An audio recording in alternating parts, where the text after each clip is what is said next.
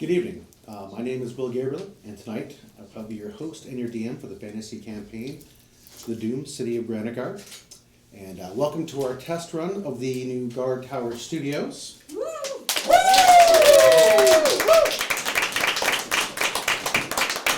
And since this is a test run of the as of yet unopened studio, there are bound to be some speed bumps along the way. So we hope that you'll have a good time with us as we deal with the hiccups as they may occur. Now, before we begin our adventure, let's go ahead and meet our players that you'll be encountering this evening. Hi, I'm Stas Fradkin. I'll be playing various NPCs. I'm Joe Wood. I'll be playing Reverend Goodberries. I'm Percy. I'll be playing Damon Grove. I'm Noah Amsterdam, and I'll be playing Echo Leaf. I'm Chelsea, and I'll be playing Anna. Hey everyone, I'm Roger, and I'll be playing Vaughn. Hi, I'm Amanda, and I'll be playing Mary Aries, or Mary. All right, and there are also quite a few individuals behind the scenes that have been helping us out here.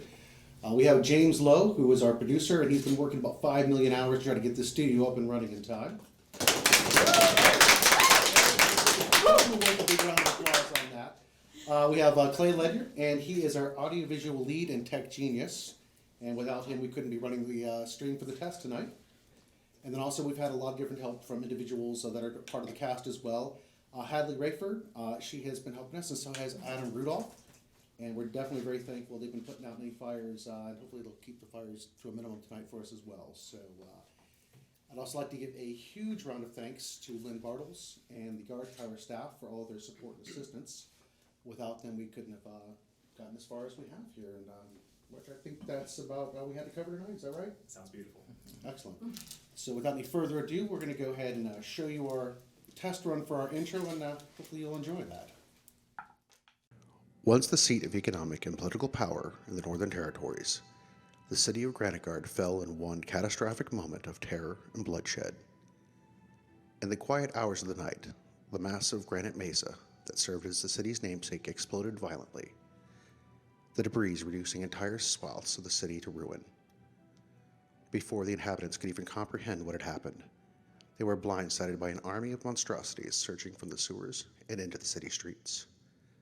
The militia valiantly attempted to protect the fleeing citizens, but their efforts were futile against the overwhelming tide of bloodthirsty creatures. And in the midst of the chaos, the city gates slammed shut, turning Granitegard into a death trap for anyone that remained behind the high, fortified walls that had been meant to protect them. For over a decade, it has stood as silent as a tomb and shrouded in a perpetual mist. No one has entered, and nothing human has ever come out. That is, until now. 12 years to the day since the fall of Granitegard, the Trader's Gate has opened. The news has spread like wildfire across the human crescent. And like a siren's call, fortune hunters from far and wide have been drawn by the possibility of untold riches lying just inside the city walls. Daring the foolish and the brave to risk it all at a chance of wealth beyond their wildest dreams. It has also stirred the interest of old rivals. With no one from the original bloodline to claim the mantle of leadership of Granitegard, plans are forming in the dark. Powerful forces seek to play their games of state, as the lives of everyone in the north hangs in the balance. And in the midst of this all, 6 strangers have been drawn to Granitegard by something other than riches or power. Their destiny is tied to the events surrounding the fall of the city. Each of them must confront the past in order to find a way forward. Each of them must search for answers in the doomed city of Granitegard.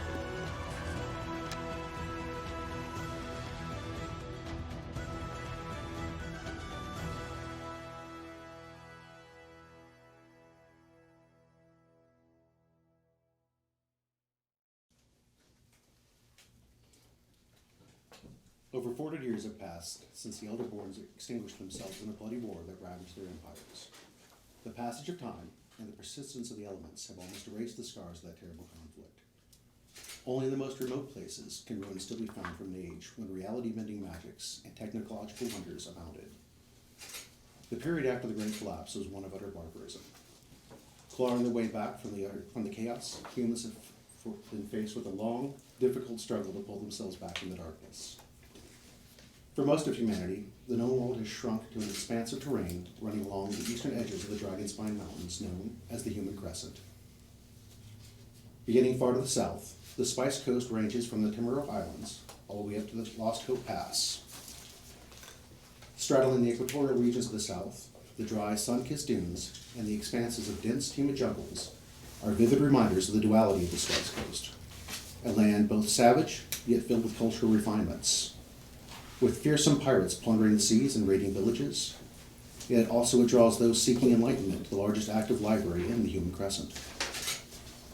Proceeding northerly along the coastline, the climate mellows to the more temperate conditions of the Middle Kingdoms.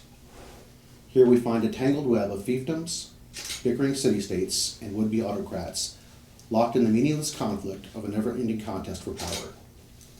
Their frequent border clashes are a mercenary's paradise, as there is always work for a strong sword arm. It is said that the vibrant grasses of the region's beautiful rolling hills have been nourished by the blood of the countless fallen, their lives callously sacrificed to satisfy the vanities of their leaders' petty bickering. Looking north and east, the towering peaks of the Dragonspine Mountains form a nearly insurmountable barrier between the Middle Kingdoms and the final stretch of the human expanse known collectively as the Northern Territories. What's that? Hard time picking you up. Oh, so I need to speak at it. Just a little louder. Sorry, folks. Try that again. As the road winds its way along the only maintained pass through the mountains, the Antherian Dominion would be the first mark of civilization one would encounter. The entire region claimed by the Dominion is located atop a sprawling plateau, an arid, hostile region of thin and large stretches of barren rock exposed by wind erosion and snowmelt. The Antherian does not enjoy fertile soils that are fit for agriculture, nor warm summers. As if the environment wasn't dangerous enough, marauding bands of orcs and other monstrosities are channeled through a gap between the peaks that empties out from the frozen wilds of the great northern expanse beyond the Dragonspine Mountains.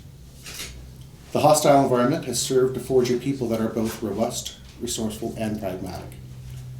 Life in the Dominion is centered around service to the state, the survival of the Antherian people, and a strict adherence to a warrior's code. Highly disciplined, well-organized, and well-outfitted, the Antherian military is a fighting force to be reckoned with. Honoring an agreement forged long ago with their sister cities, Granitegard and the Concordance, Antheria is the shield and sword that keeps the trader's road open, bringing the lifeblood of trade to the north. At the furthest tip of the Northern Territories lies the Concordance of the Silver Plains, a large, open expanse of tundra. The vast majority of the Silver Plains is uninhabitable, to all but the hardiest of survivors. However, at the base of Mount Durain, in the Valley of Greenspan, the Concordance has built its seat of power, an oligarchy ruled by the iron fist of the three largest houses. Power in the Concordance is primarily brandished by House Gallifrey, House Hastings, and House Thorvald. Constantly jockeying for position, these great houses control the one resource the Concordance is founded upon: gold. For over 2 centuries, miners have been extracting this precious metal from the bowels of Mount Durain. The gold is mined, refined, and traded throughout the north. The influence of the Concordance spreads to the far reaches of the Trader's Road. They use their material wealth to manipulate and form partnerships to create powerful allies. And nestled between the Antherian Dominion and to the south and the Concordance of the Silver Plains to the north lies the sovereignty of Granitegard, the largest of the territories. This city-state is uniquely situated in the fertile floodplains of the Wild Run River. Blessed with abundant crops of winter wheat and buckberry grass, the city also benefited from the vast tracts of cedar and fir as a source of prime lumber. The engineers of Granitegard harnessed the river's might to grind their grain and power their sawmills, creating a bustling trade at the city ports as well as fueling many cottage industries. But most importantly, the city was built next to a massive granite mesa of unsurpassed quality, an exceedingly durable building material. The city founders made extensive use of this natural resource in all of their construction. Renowned for the excellence of their stone, demand for this high-quality granite was so great that it became the city's chief export. Yet for all her blessings, Granitegard couldn't escape the terrible calamity that befell her on a moonless night 12 years ago. With a thunderous explosion, the granite mesa that had always symbolized the strength of the city exploded. Hunks of stone, the size of 3-story buildings, were hurled with devastatingly lethal force into the unsuspecting city. Stunned from the blast, the people of Granitegard were taken unaware as an army of bloodthirsty beasts sprang from the sewers. The creatures slaughtered many before they could even react, and plunged the city into utter chaos. In the savagery of the attack, the royal family was lost, and more than half the residents were still trapped within the walls of Granitegard when the gates slammed shut. Dazed and devastated, the survivors poured out of the coastal flats and up to the Traders' Road. Reeling from their losses, they were a broken people with few options to turn. Many would flee north, seeking refuge within the Concordance. However, they quickly found themselves destitute and even sold into bondage. The refugees that fled to Antheria didn't fare much better. While the Antherians proved to be much more honorable than the Concordance, they had little to spare for anyone that was unable to work for it. Many a desperate soul was pressed into service, with only the strong that could contribute to the state allowed to stay. Yet there were those that refused to abandon their lands. Instead, they forged a new home at the crossing of the Traders' Road. Through hard work and determination, they slowly turned a few modest farms and an inn into Newtown, reclaiming the agriculture and timber industries. Today, it is a prosperous community. However, the citizens of Newtown are constantly haunted by the shadows of the past. But all that is about to change. For the gates of Newtown have opened for the first time in 12 years. Rumors abound of frightening creatures stirring in the dark, and tales of long-forgotten evils are spoken in conspiratorial whispers by the apprehensive locals. Yet the irresistible promise of plunder in the ruined city has begun to spread far and wide, luring the foolish and the greedy to risk their lives at a chance to strike it rich. And it is on the road to Newtown that our tale begins, as 6 strangers are drawn to this place by forces greater than themselves. Some are fleeing the past, while others are rushing to face their future. But little do any of them realize that the choices they make will not only determine their own destinies, but will also determine the fate of the North and humankind. For only together do they stand a chance against the dark mysteries hidden deep within the Doomed City of Granitegard. Night has come, and the last fleeting rays of the sun have disappeared from the sky more than an hour ago. It has left the Traders' Road swallowed by dappled shadows of varying degrees of darkness. And along this lonely stretch of highway, a young woman makes her way, constantly on the lookout for danger, and pulling her thin cloak as tight as possible against the dropping temperature. Anna, would you describe yourself, please? Yeah, before you see someone with light blonde hair, about shoulder length, maybe a little longer, gray eyes. She's got a maul in one hand and is shivering and looks a little unprepared for the weather. Her clothes are were once fine and well made, but now are a little ragged, a little worse for the wear, as if she's been on the road for a little bit. And she's tall, broad-shouldered, strong, and also looks pretty hungry. Yeah. I would say so. It's been 15 days that you've been keeping up this maddening pace, resting only when you were too exhausted to carry on. The food that you carried ran out 2 days into your walk, and you've had to make do with whatever you can find along the roadside, but then again, you are also very used to making do with whatever you can find. Though you have to admit to yourself, it would have been nice to find some shelter and a warm meal, even if just for one night, especially, again, in these colder temperatures here. But up in front of you, the bushes begin to rustle on the side of the road. Your heart leaps into your chest, and instinctively you reach for your maul. Is it a ravenous animal, a bandit, or maybe even worse? But at this point for you, what does it really matter? You stand ready to face Dinner. whatever comes out. It could certainly be dinner. Vaughn. The disorientation fades. Don't quite understand how you've gotten to where you are. And to make matters worse, the gap in the canopy above you makes it difficult to even figure out what type of stars that you're actually looking at this point. However, you are used to moving through the woods at night. So you do your best to channel your way through, and as you stumble out of the bushes, trying to gain your orientation, you see a road in front of you, and you're hoping that this is the road that you've been looking for, the Traders' Road. However, there is a young woman with a maul facing you, looking quite determined to put an end to you if this should be the case. Would you describe yourself, please? Very well. Before you see a gentleman roughly 6'1". You would see they look slightly tattered, as if they've been traveling for quite some time. You notice they have this mop of burgundy hair. It's intentionally kind of swooped down, very intentionally, across their left eye. You might be able to see just out a small scar that is there. At the side, you would notice that they keep what appears to be a leather-bound tome. Quickly, they've tossed that back behind themselves and now are reaching onto the rapier. You'd also notice there appears to be a crossbow, and they seem ready to brace. You seem ready to attack. Excuse me, would you mind releasing your hand off of your maul?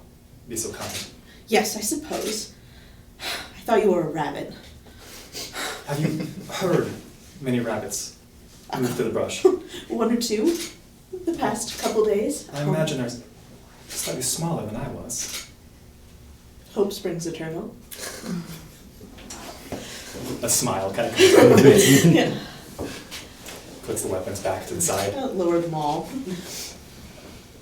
What brings you out here to the edge? Oh, you know, with an evening stroll. Yourself? I immediately look this individual up and down. Does it appear like they're out for an evening stroll? You are literally in the middle of nowhere, and as a matter of fact, as you're looking Anna up and down, as you're peering at her over her shoulder in the distance, you see a little glimmer of light. Immediately, you know exactly what it is. It's a campfire off to the side of the road. Your compatriots, you strayed away from the camp. Are you with them? No, but I've been out here for quite a while and wouldn't mind some company. Shall we? I would imagine.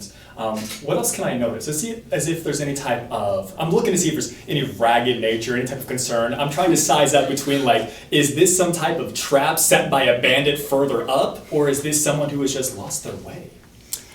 Taking a look at this individual, I would say that you believe they've been on the road for quite some time. There's lots of dirt. Her hair is certainly not in the best of condition. There is a bit of an odor of desperation. Take that as you wish. But she definitely looks undernourished. I can tell you that as well.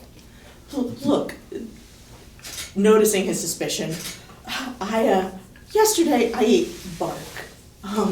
So I would really love to go see. It's already reaching through his pack. I don't have much to offer, but if you're interested. Yes, that would be lovely. She grabs it and eats it. You should slow down. Without even checking to see what it is he's pulled out of his pack there. It's hardtack. Hardtack? Oh my God. She is chowing on that like it is just wonderful. So you will need water for that. Do you have water? No. Oh. Yeah, it is a little dry. Better than the cedar, but... So unfortunate. Here, let us walk. Let's. I imagine we should head towards those individuals. Maybe they'll be as kind as...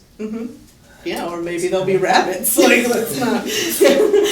Rabbits who have learned to create campfires. That would be interesting to see. Yes, yeah.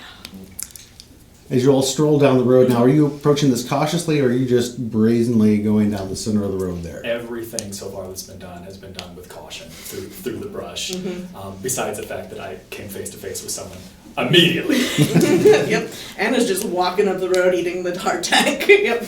All right, you're sitting there just not any water to really dunk it in to kind of loosen it up. It's kind of like chewing on a dog biscuit. Well, not that I've ever chewed on dog biscuit, but as you're approaching the camp, you can see there is one individual at the camp, and his back is turned to you, and he is just very, almost like bopping away, whistling a little tune.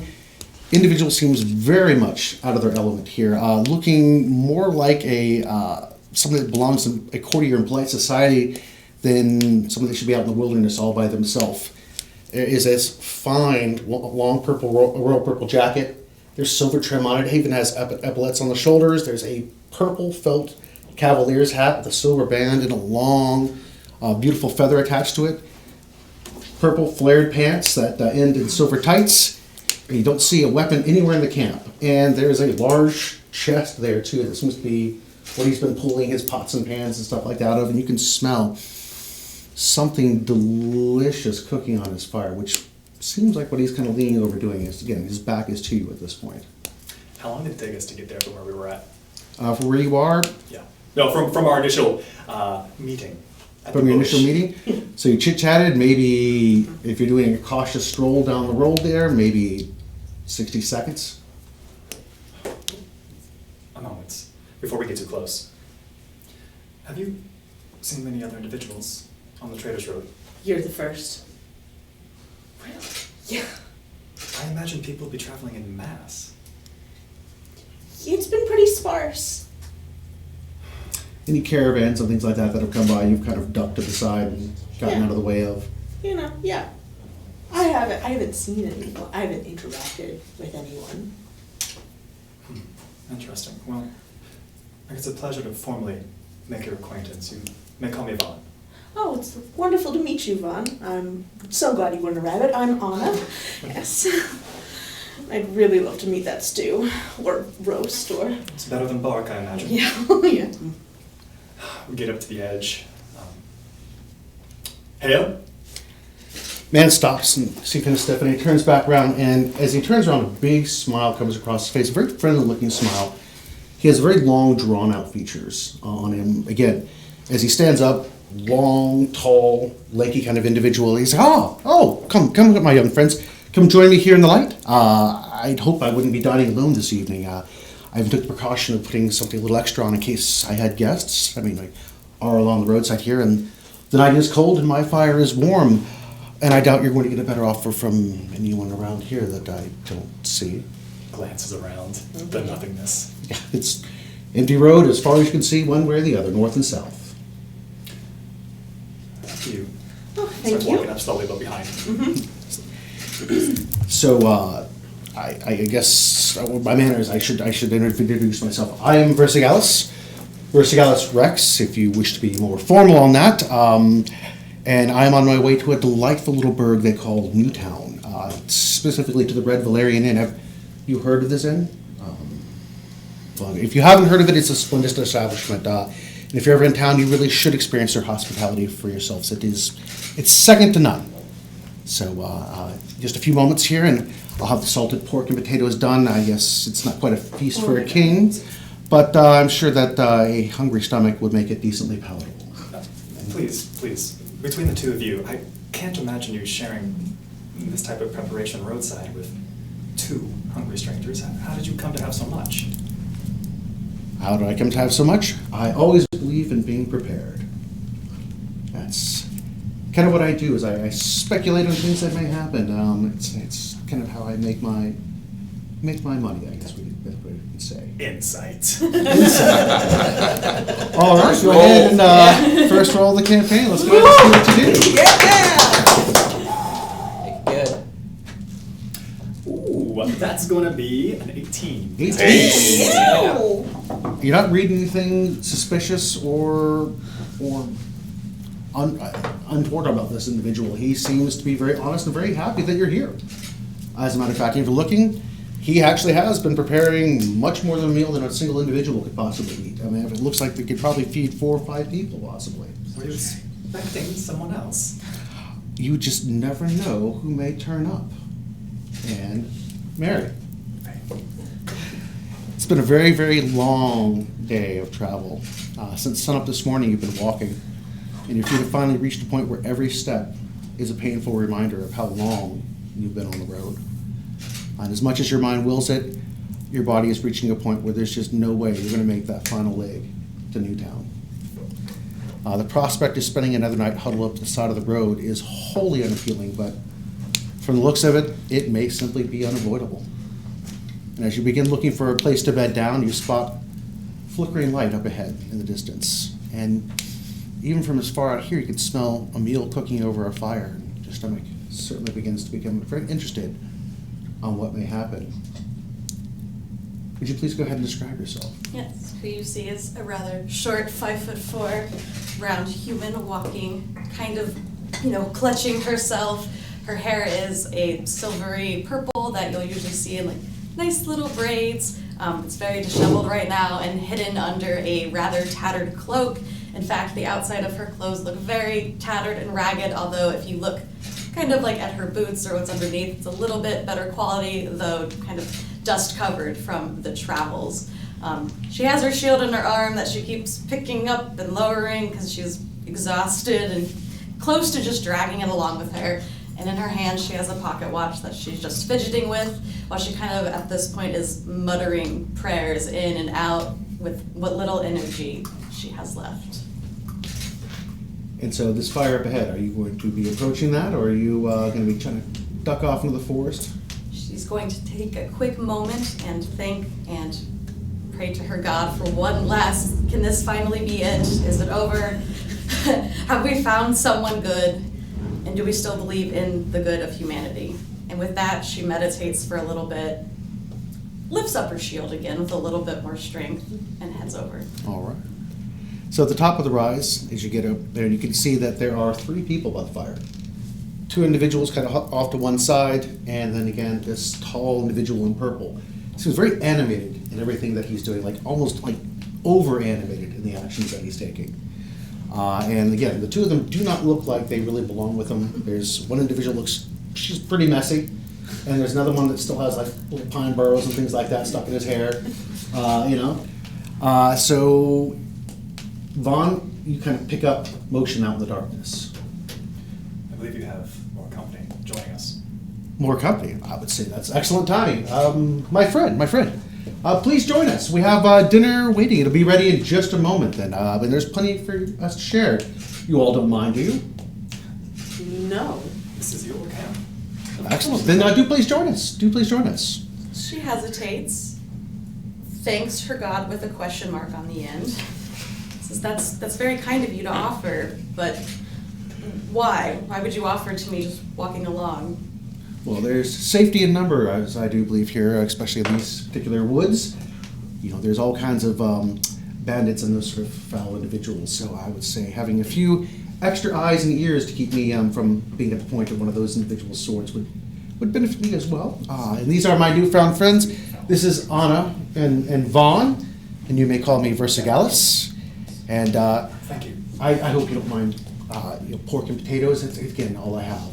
Not at all. I'm not picky. Not at this point.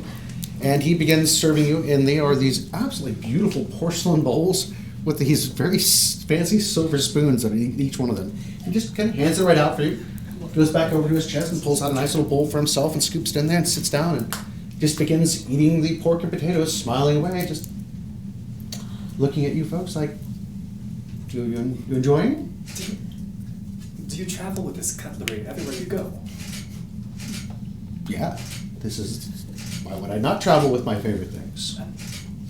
I've spent my fair bit of time traveling the roads, and it seems like that is an accident waiting to happen. Wouldn't others want to take this from you? You seem very trusting.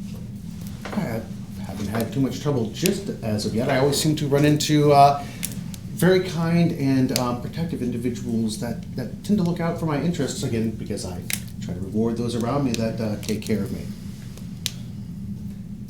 Apologies, I feel like it's been some time since I met someone with your level of care.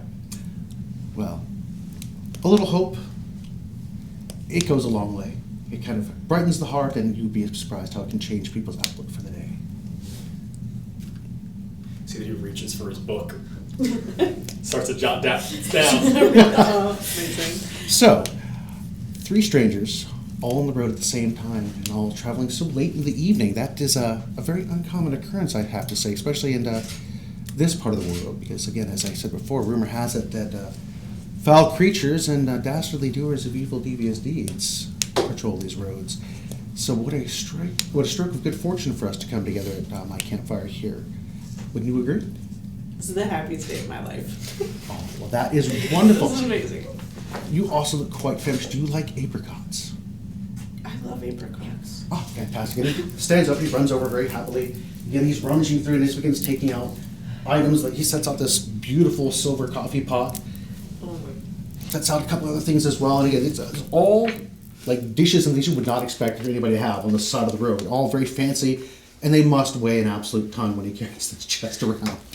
And finally, he pulls out this box, opens up the top, and you can see the apricots, and he sets over there, dried apricots, straight from the Spice Coast themselves. Delicious. Oh my gosh, I haven't had these since I was a child. Oh. And I'm going to assume that you indulge yourself Yes. in said apricots. Well, as Anna begins to Yep. enjoy the apricots there. So, if you all don't mind me asking a question, where might you be heading this evening on this Trader's Road? After you. I'm not really sure yet. I have decided to go exploring for a little bit, and I will find my answers as I go. Seeking to find oneself. That is Yes. always Something a very like that. interesting journey, no matter what happens. And you, young sir? Kind of pauses for a moment, still a little bit wary. Newtown, specifically. Newtown, fantastic. Change of pace, as the name implies. It is a wondrous place. They've taken advantage of the opportunities that they've had. And again, I recommend the Opportunities. Oh yes, absolutely. After the fall of the city, they were, very destitute. And as you can imagine, it took a long time for them to rebuild, but they have their fields back. They have the grain mill going. They have the lumber mill going. And, oh my goodness, again, the Red Valerian, you must stop by there. And they have the finest food, the nicest beds, and again, quite wonderful entertainment there as well. So I would highly recommend if you go in there. And, Mary interrupts real quick. Yes. And blurts out, do they get a lot of visitors from out of town? absolutely. From the north. The trade road here sees caravans come and go all the time. I mean, this is the one stop up here before you get to the Valley of Greenspan. So yes, there's quite a few individuals that stop by here, especially since I've heard rumors that the gates of Granitegard opened again. It's been bringing quite a bit of treasure seekers looking for an opportunity to make some coin. And again, Plundering off the lives of what was left behind. I have no Fortune clue about how. seeking is the preferred Yes. term. I mean, Yeah. who am I to judge along those circumstances there? But I mean, there's plenty of ways for one to make a living. I mean, I don't think anybody's been using it there for quite a while. It is just laying about. I think it's best to serve someone. I think I'll go with you too. I think I'll have that. And you? Anna finishes her handful of apricots and I'm actually headed to the old city myself. I'm one of those very same fortune seekers, so yeah. Excellent. So you're heading to Newtown as well before you head in there? Yep, that's the plan. Although I haven't heard of this in the Red Valerian. Wasn't there just the drooling ogre, the snoring Slobbering sloth? ogre? Yes. Oh my goodness. Yes, I do remember that from way back during, but yeah, it was just one of the few places you would stop in before it actually became Newtown. Although I myself never would visit such a location, it was quite unsavory from what I remember. But, each to their own on that, but, as I said, it's very interesting. I'm heading to Newtown myself. It's fortuitous that we were brought together in this side of the road, in the middle of nowhere, but the hour is growing late, and it has been a very long day for myself. If you don't mind, I would like to turn in for the evening. I mean, if you wish to travel together tomorrow, we can discuss the details. And you can see there's a bedroll that's laid out, and it is a silken bedroll. It looks to be stuffed with down. As you're looking at it, it's very lumpy looking. It doesn't look like it's thin fabric. Again, this guy is definitely traveling in style. And he goes over, kind of lays down, stretches out, takes his hat and just pulls it down like bedtime. There was a hard minute where just are you kidding me? There's 3 strangers just walk up to your camp. This dude just passes out. Mutters, I'll take the first watch then. And with that, To the edge of the camp. we're going to switch our focus for a few minutes here. So, the caravan that saved you a very long walk not only has been making a steady progress north, but it's kept you fed and warm as you've made your way. And it's also been proven to be quite a kind and generous group of individuals that you've been traveling with. You can't help but feel some camaraderie with such individuals that are as open and as freely giving as they are. During your time, you've gotten to know most of the individuals that make up the caravan. And while there are traders that do come and go during the course of your course along the Traders Road there, the cast of characters stays pretty much about the same. Only a new face every now and then pops in, either A, when you have a new individual helping you all with the security, or somebody else looking to trade. And as far as the work goes, it really hasn't been all that difficult. The worst threat that you've encountered thus far has been a few wolves that were easily turning tail as soon as you guys showed a little bit of force. So, Reverend Goodberries, since you've been with the procession since the beginning, we're going to start with you. Would you tell us about yourself? When I stand before you, I look somewhat out of place in this caravan. As I'm wearing fine attire, you might even describe my coat as being shiny. And I wear a bow tie. I carry a rapier on my hip, however, you question whether I even know how to use it. I stand relatively tall, short blonde hair, piercing blue eyes. But one thing you notice most about me is on my hip and inside the pockets of my coat, I carry multicolored bottles of liquid of all sorts, as well as all manner of trinkets, which, as we have gone along, I have attempted to sell to the people on the caravan. Fairly successfully, I might add. And Damon, you joined about 3 months ago. Would you please describe yourself? I have, tanner skin, like I've been more sun-kissed, and dark hair that's kind of long. My outfit is normal for what you would see for a traveler, but what stands out for me is that I wear a very multicolored jacket that is made up of many different colors and different fabrics, all sewn together haphazardly, with no sleeves. On one side of the jacket, there is a cutoff where you can just see that my arm is covered in tons and tons of scars, and my face is also covered in some scars, and there are no weapons that you can see on me. I just look like I am a traveler, that I have just joined to be safe on my journey there. And Echo, last but not least, you joined the caravan. You've been with them the shortest time, though. It has been about a month that you've been journeying with your compatriots here. Could you please tell us what you look like? So in sharp contrast to his eclectic companions, Echo is dressed in muted earth tones, pretty much all practical clothing, leather armors, things to keep him warm, like a big homemade fur cloak, with the only kind of dash of color being a very dirty jade shirt underneath it all that you can barely see. He's kind of always covered in leaves and mud and dirt, and he smells of earth. He has these striking amber eyes, almost kind of primal, that shine under his tan skin and his kind of unkempt, long, curly black hair. And he kind of just paces around like he's tracking something whenever these two are doing their shenanigans. Primal and earthy. All right. Smells Now- great. Sounds like a new cologne. While you have not bonded as the fastest of friends, you do find that you work together very, very well. And everybody does their part, and everybody pitches in. So it does make it a very nice professional working environment that you have there, at least as far as the guard duty portion is concerned.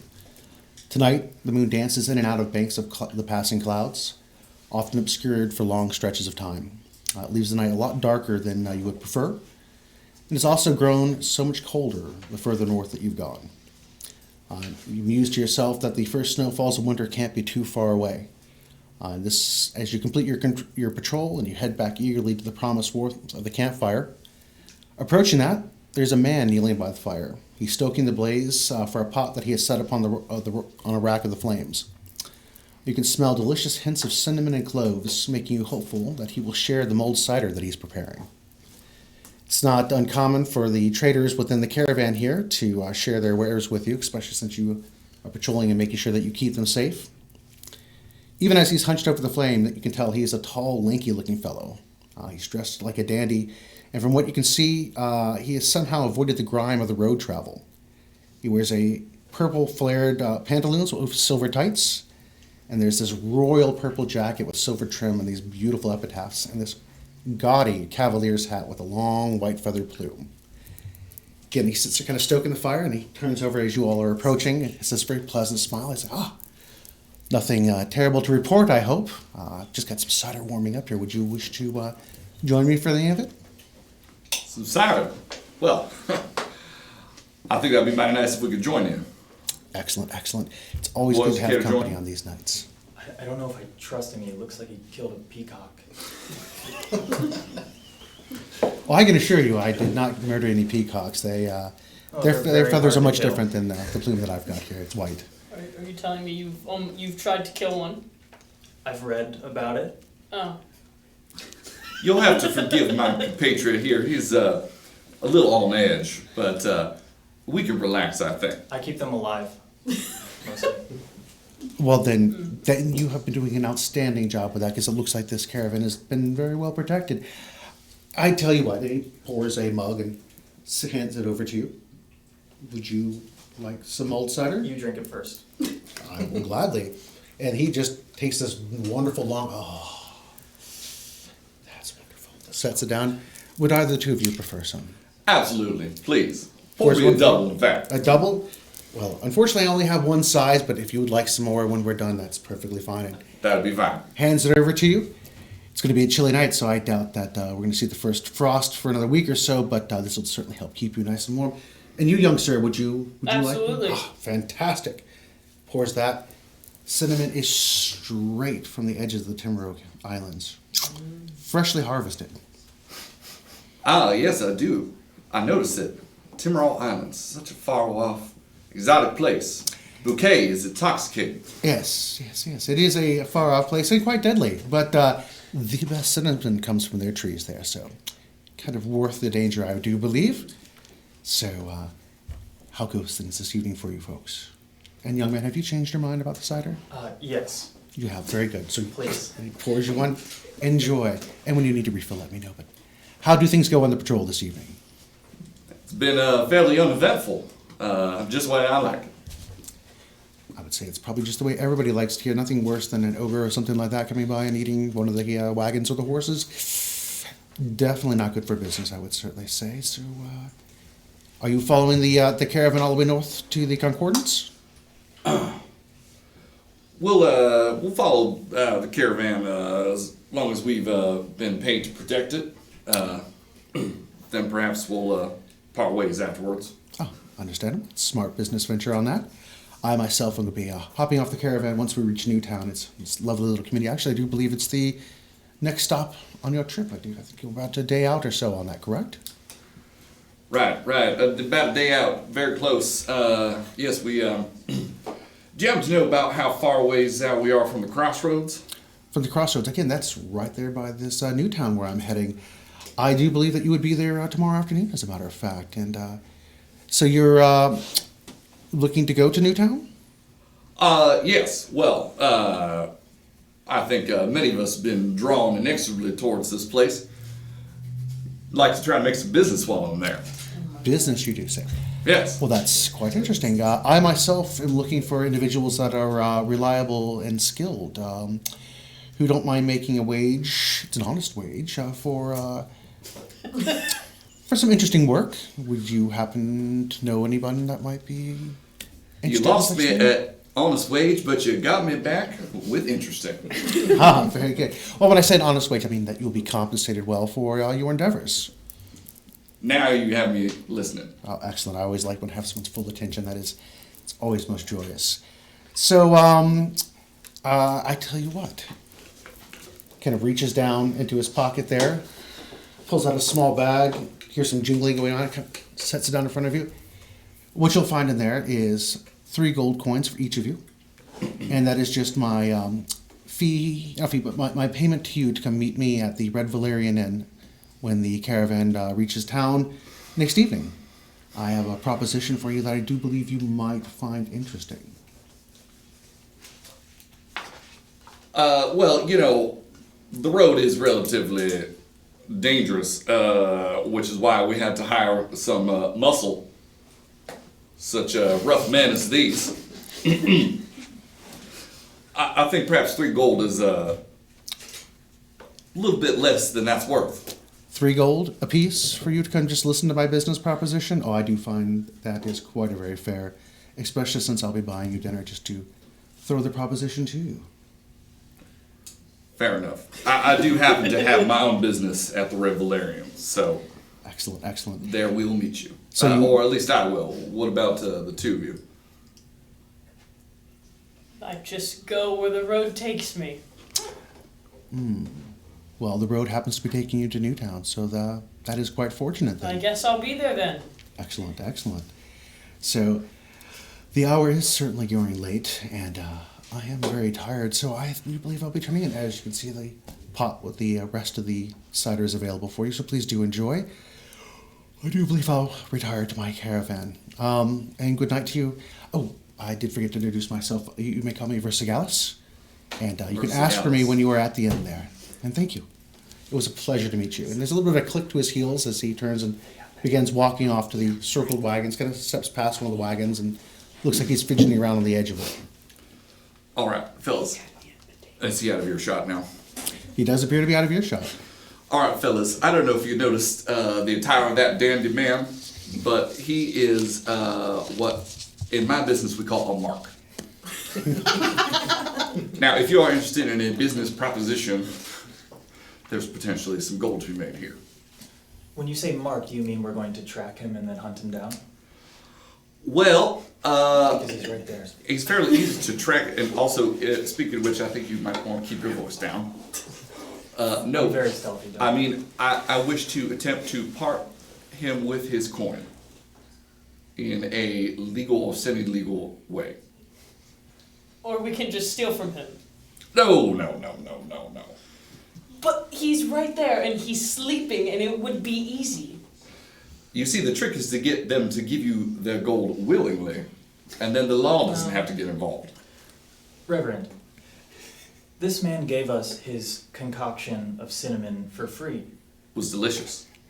Don't you think maybe we should at least give him a chance before we mark him? Well, I'm gonna sell him some items, and then he will pay them for us, which is eminently fair. Is that what your business is in the Red Valerian? If the opportunity presents itself. This is a crossroads. There are many people coming from far and wide, caravans such as ourselves, people that may be in need of protection from my potions and holy trinkets. I haven't actually seen your potions work yet. Do they work? You haven't seen them being used because we have not found ourselves in danger yet. That is true. Okay, but I'm asking, do they actually work or are you just swindling people? Is it just water in those bottles? Sir, you wound me. I propose a test, if you're willing. What's your test? Well, first you'd have to injure yourself. I pull out my sword. No. Put that away, because I think you actually might never- kill me. I never put it away. I have to be ready. I'm the muscle. That was what I was hired to do. I'm going to fulfill my mission.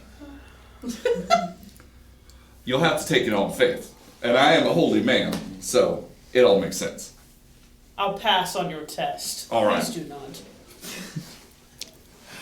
All right. And with that, morning has come. You wake into the smell of breakfast cooking over a fire. As you regain your senses from the dreams that filled the night, you see the sky with purples and pinks of the dawning of the new day. Sitting up and looking at the fire, there are 3 strips of trout simmering in butter and a stack of warm biscuits keeping warm on a rock next to the fire. You notice that Versigalis is gone, but there is a small scroll tied with a bit of rope on the log next to you. You may go ahead and read your note.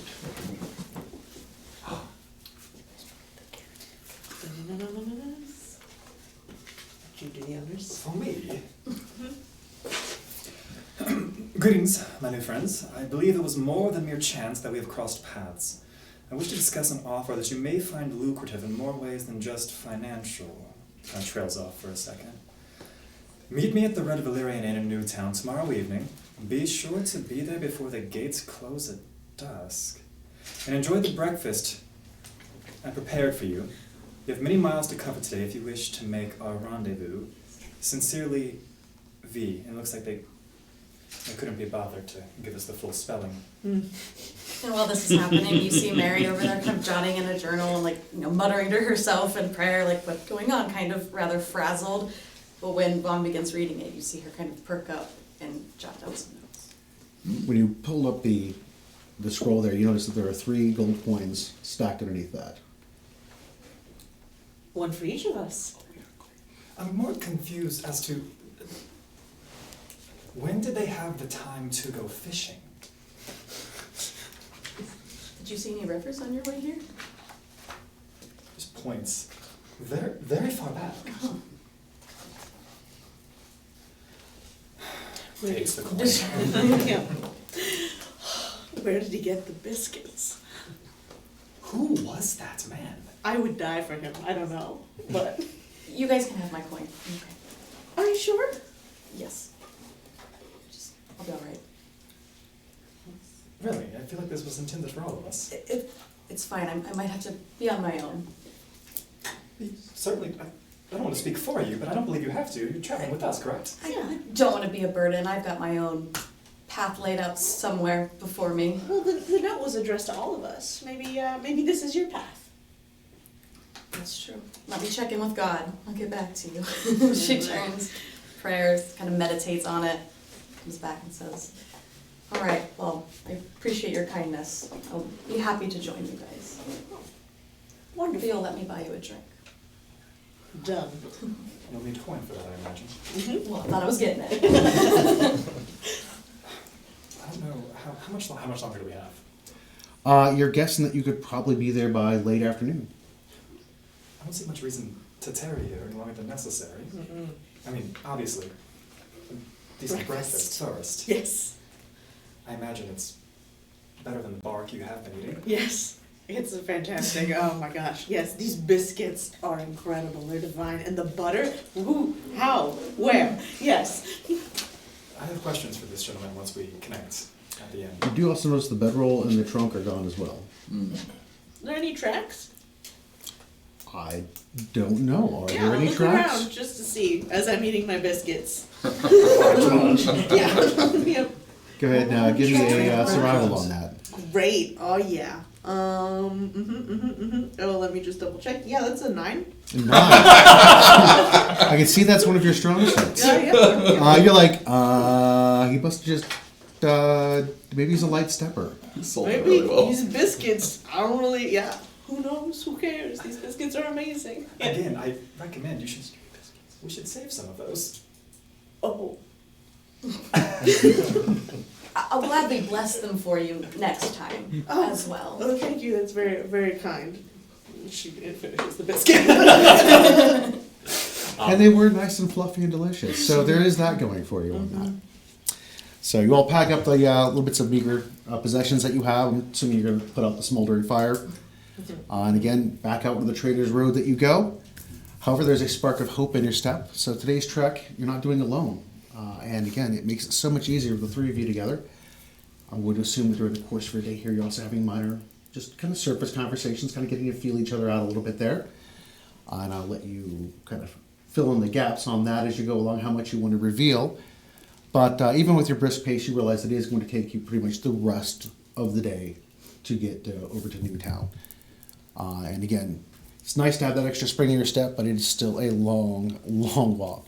However, just when it seems it's going to just be dragging on forever, over the top of one of the crests, you see the tall wooden palisades that surround Newtown coming into view. On the outskirts of town, you see a small hovel and a couple of farms that dot either sides of the road. And in the distance, you can see where it definitely picks up more on the crossroad piece, where you can see the Trader's Road come down and then come off to Newtown. There's a lot of houses and buildings along there. As you look over to your right on one of the hills, you can see that there's a ring of wagons that are kind of circled up, and there's a flurry of activity that is going on there. Lots of colorful banners that are being strung up. There are half a dozen men that are working to pull these things up into the air, and whatever is going on there looks to be quite exciting. As you can see, a lot of kids that are from Newtown kind of lined up on the edges, looking over, like, oh, what are they doing? What are they doing? Again. Approaching the intersection that diverges from the Traders Road and leads towards the main gates, you can see that there are residential buildings that have been much more closely pressed together here. Proceeding down the main avenue towards the entrance of town, you casually take in your surroundings. There's a handful of lookout men on the gantries at the top of the walls, and a few others that seem to be walking circuits from tower to tower. They do not look professional, and you notice that there really is no uniformity to any of the armor or weapons that they carry. Definitely much more of a militia than a professional military force that you suspect. Each guard wears a collection of gear that must have been their personal equipment. Again, none of it really matches all that well. Yet, despite all that, they definitely seem to look very focused on their guard duties, very dedicated to what they're doing there. They're definitely keeping an eye out. They're definitely watching. Again, they may not look the most professional, but you can see they are observing the individuals coming and going there from the town. You can see that a large caravan has just pulled up outside of the toll office, and the drivers and the other members of the caravan are exiting their wagons and stretching, kind of working out the kinks from what you assume must have been a very long day on the road there. And the tax collector, he exits the toll office, begins speaking with the head driver, certainly looking to capture his fee for entry there. Up ahead, the heavily reinforced gates of the town are wide open. Travelers and residents alike are entering and leaving under the watchful eyes of two of the gate guards. The guards are markedly different in their armor and their arms as opposed to lookouts. They're well equipped for their work, and they're wearing expressions that leave little doubt as to the seriousness with which they take their job. One of the men is very tall and broad, while the other is far shorter and built more like a tree trunk. Far off to the right of the main gates and nestled between the palisade walls, behind a row of the houses, again, you can see right where that caravan is, just kind of looking between there.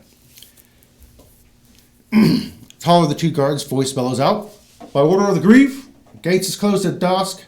Finish up your business. Get out at dusk." Oi, Emmett. What? What's going on? You seen them before? Seen you? Them folks walking up the street. No. Right, what? You want to say it?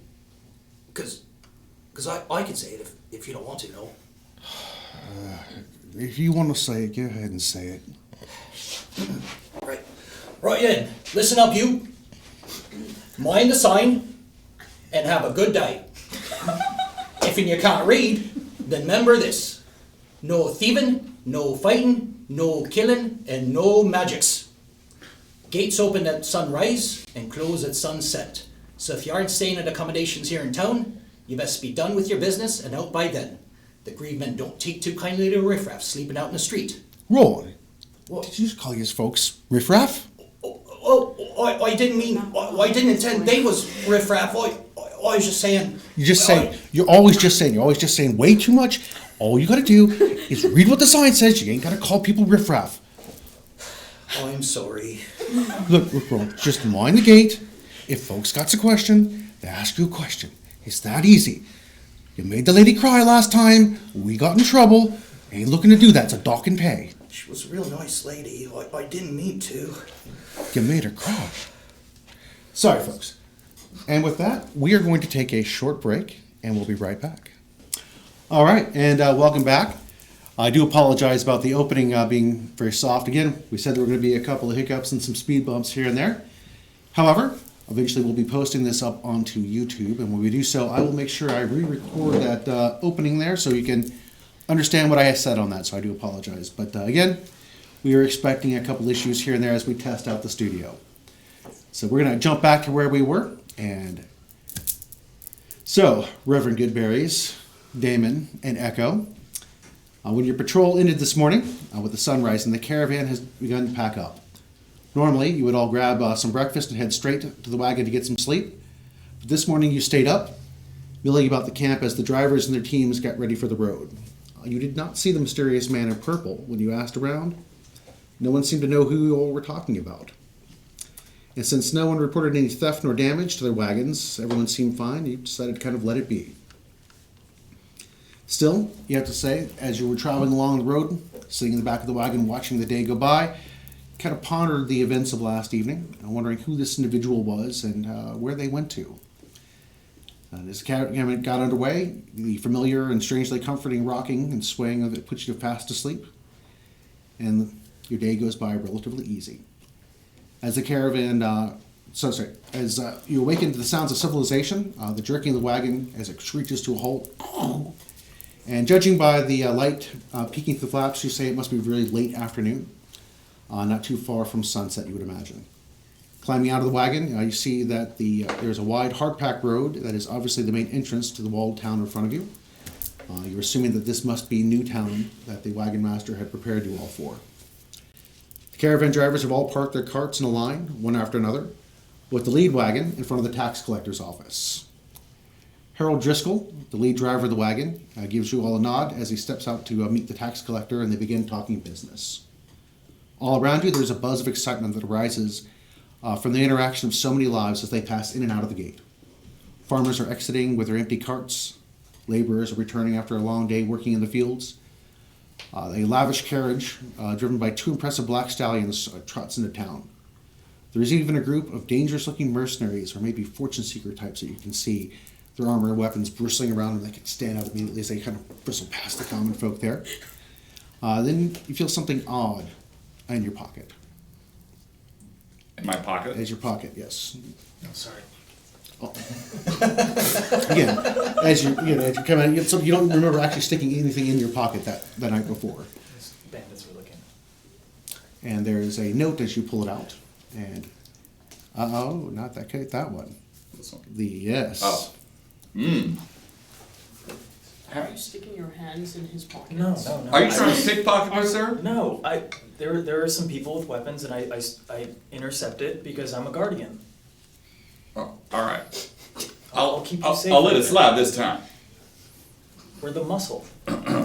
Yes, you are. All right, well, might as well open this up and see what's it all about. Can you read?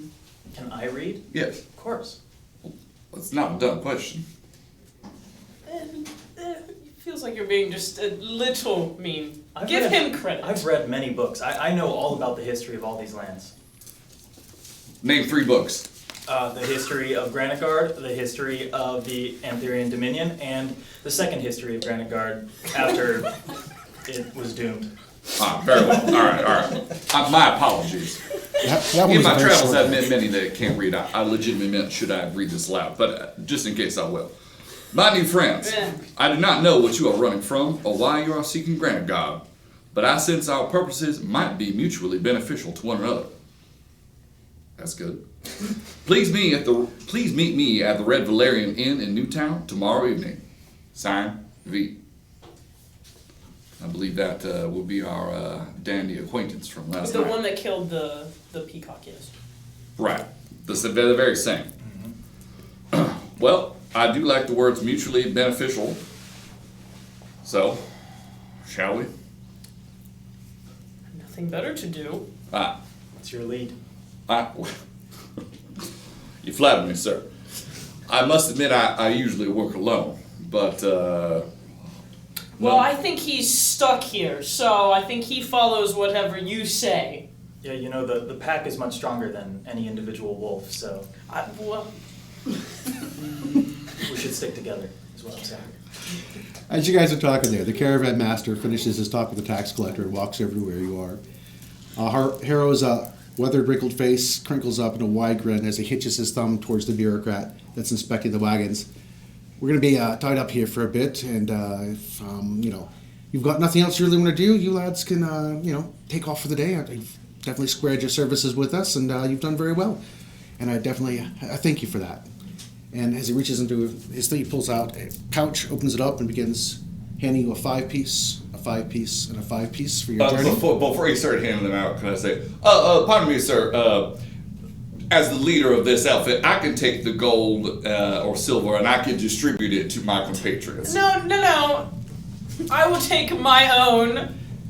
The Harrow gets this big grin as he looks at you, and he's like, "Here's your 5, and your 5, and Thank then you. sir, Very your well. 5 as well." I hand you my He 5. is- Oh my god. I need to stay light in case we get jumped. That's very, My finesse is how I... very intelligent of you, my friend. Why would you I will give it hold to this him? for you. Well, you won't be weighed down by it if I'm defending us, you know? we're going to be in town here for a few days before pulling out to Greenspan. So if you decide you want to join us, I've been happy to have you along. If not, again, it's been a pleasure getting to know you all there. And gives you a brief wave and turns back to head off to dealing with the tax collector there. Before the caravan leaves, I will speak with them to make sure that they don't need to purchase any of my items before the next voyage. There's a lot of thank yous with 0. I will take some of those. And take care, Rev. Oh, thanks you, Rev. Yeah, okay, thanks. But unfortunately, no partakers of the Reverend's fine wares this time around. Very rough, well. buddy. Next time. So, we have some free time. What should we do? Well, I don't see you two training much at all, so I don't know how we're going to be ready for anything. We don't know what's at this inn, whatever that is. So, Do you think we're going to walk in there and just face an ogre? By the look on your face, I'm assuming that's a yes. No, the slobbering ogre is over that way, but we won't be visiting that location today. The slobbering ogre ain't no more. You see the taller of the 2 guards yell over to you as the shorter of the 2 guards seems to be apologizing to 3 individuals that look like they're really just trying to get in through the gate right now. I'm just doing my job. How dare you? No, I've been called worse. This wasn't sorry. that large of an offense. Thank It you for was. reading the sign. How much did they dock your pay? Well, I mean, Emmett usually counts it for me, so you got to ask him. It's 20 copper each. So we can hear this now. Yeah. A light Make sure you pay fraction. attention to the sign. Let's just let these folks have their day. I do Right. believe that's probably the best choice to Right. have at this point. Right. Just find the sign and be safe. You're just- forgiven. Don't. Okay. Yes. Just don't. You're too kind. If you see You're the too kind, greensman, miss. just don't tell them about the whole riffraff action. What? Who? No. Riffraff, no. You folks look very nice. It's in the past. It reaches out their hand, goes for a handshake. It's in the past. Okay. Is that okay? Okay. Shake his hand. Shake his Okay. hand. There's a gold, Thank you. There's a Thank gold you. piece in your hand. Thank you, Emmett. Tuck it in your pocket. Tuck it in your pocket. Come on. The tax man's over there. Well, I see a potential,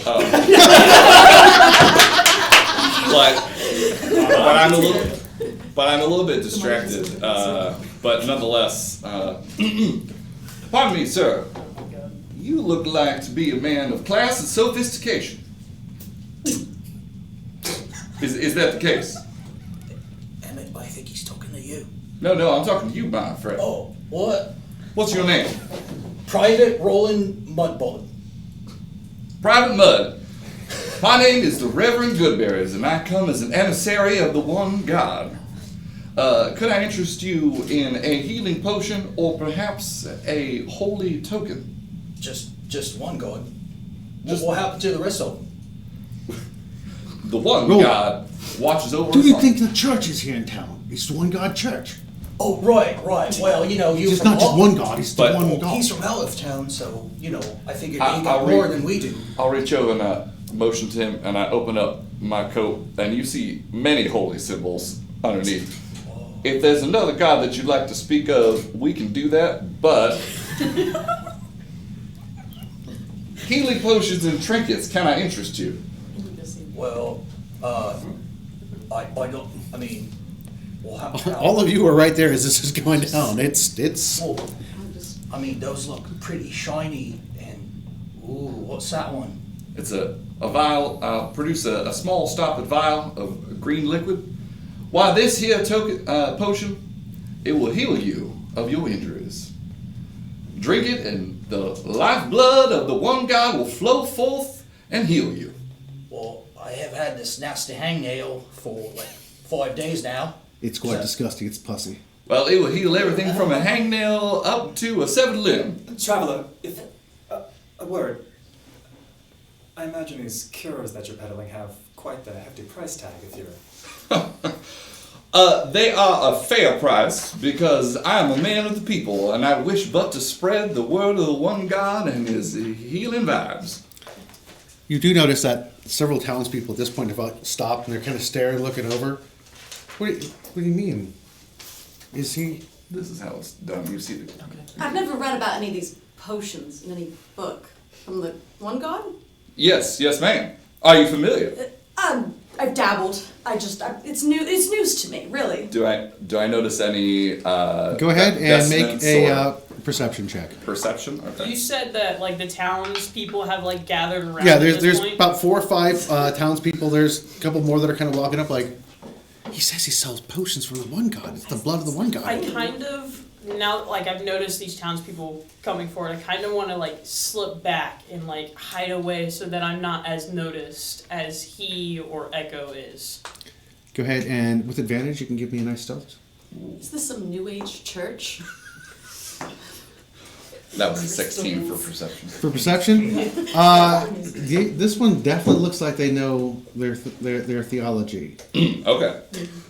21. Change your approach. Poof!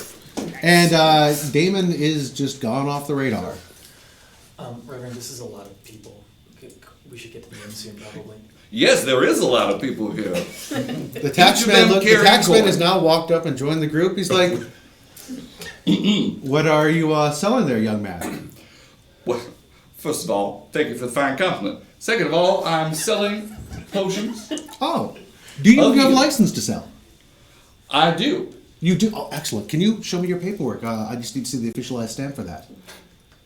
I produce a, I think you know, forged document. Would it be anything else? I am carrying forged documents of permit for anywhere from here to the Spice Coast. Go ahead and give me a deception roll on that. I do a forgery kit.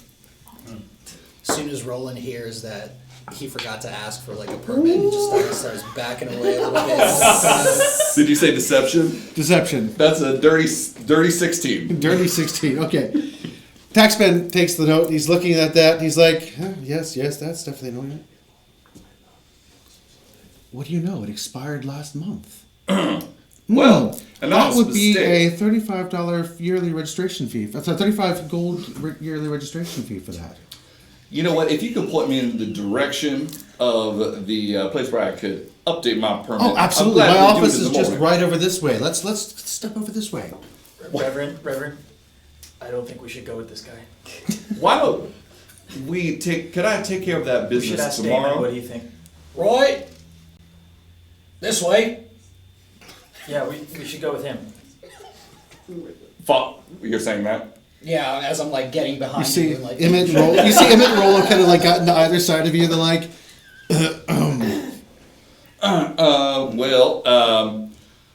How about I place the stopper bottle back into my coat pocket. Perhaps, as I am only here to spread the glory of the one God, perhaps I could provide these potions to you free of charge. Prayer is also free, Mary interjects. That way, no tax need be collected. give me persuasion. Whoa, here we go. Oh, that's a 14. 14. All right. He looks at you. He's like, "Come see me tomorrow. It's 35 gold. Office opens at dawn. Don't sell anything between here and there." Then the only thing that I will sell is the word of the Lord. Do you have a preaching license? I have.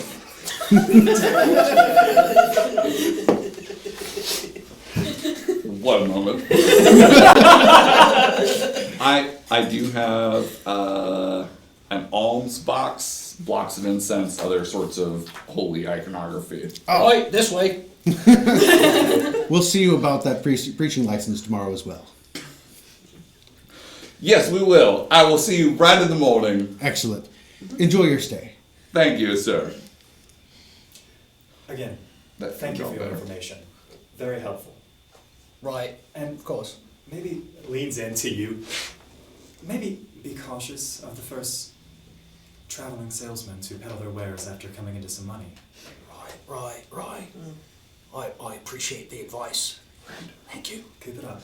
Thank you. Emmett, do you hear As the that? taxman walks away, you can see the two guards visibly relax, like, To be honest, that taxman gives me the creeps too. You Well, need to pray about it. that could have gone better. yeah, I think it was only like 10 gold last time for those fees, too. Oh, yeah, well, inflation.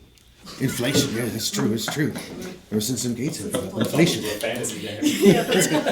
Well, it is what it is. That's true. I used to still stop a bottle this big, but now it's only this big. Still water. Same price. Same price. It's got that little dented piece at the bottom that pushes it up. Looks like it's just the same amount. All right. So as you all step through the main gates into the town, you can see that the road is simple earth that has basically been densely packed and with river rock crushed into it to create a really nice surface. But again, nothing super fancy, not like, a big city that's sort of with the interlock cobblestone and things like that. But you suspect that the stone must have been harvested right out of the Wild Run River. And again, this road takes right into the center of town, runs straight along. You got houses packed along both sides, and then it opens up into a circle that seems to go to your east and to your west. In front of you, you can see that there is a large building at the intersection there. It looks to be a great house, great hall that is basically almost completely done with construction. There are palisades that actually go around the back side of this. It looked to be some sort of barracks that they've been erecting. And next to it is an L-shaped structure, and you can see a sign next to it that shows Grievesman.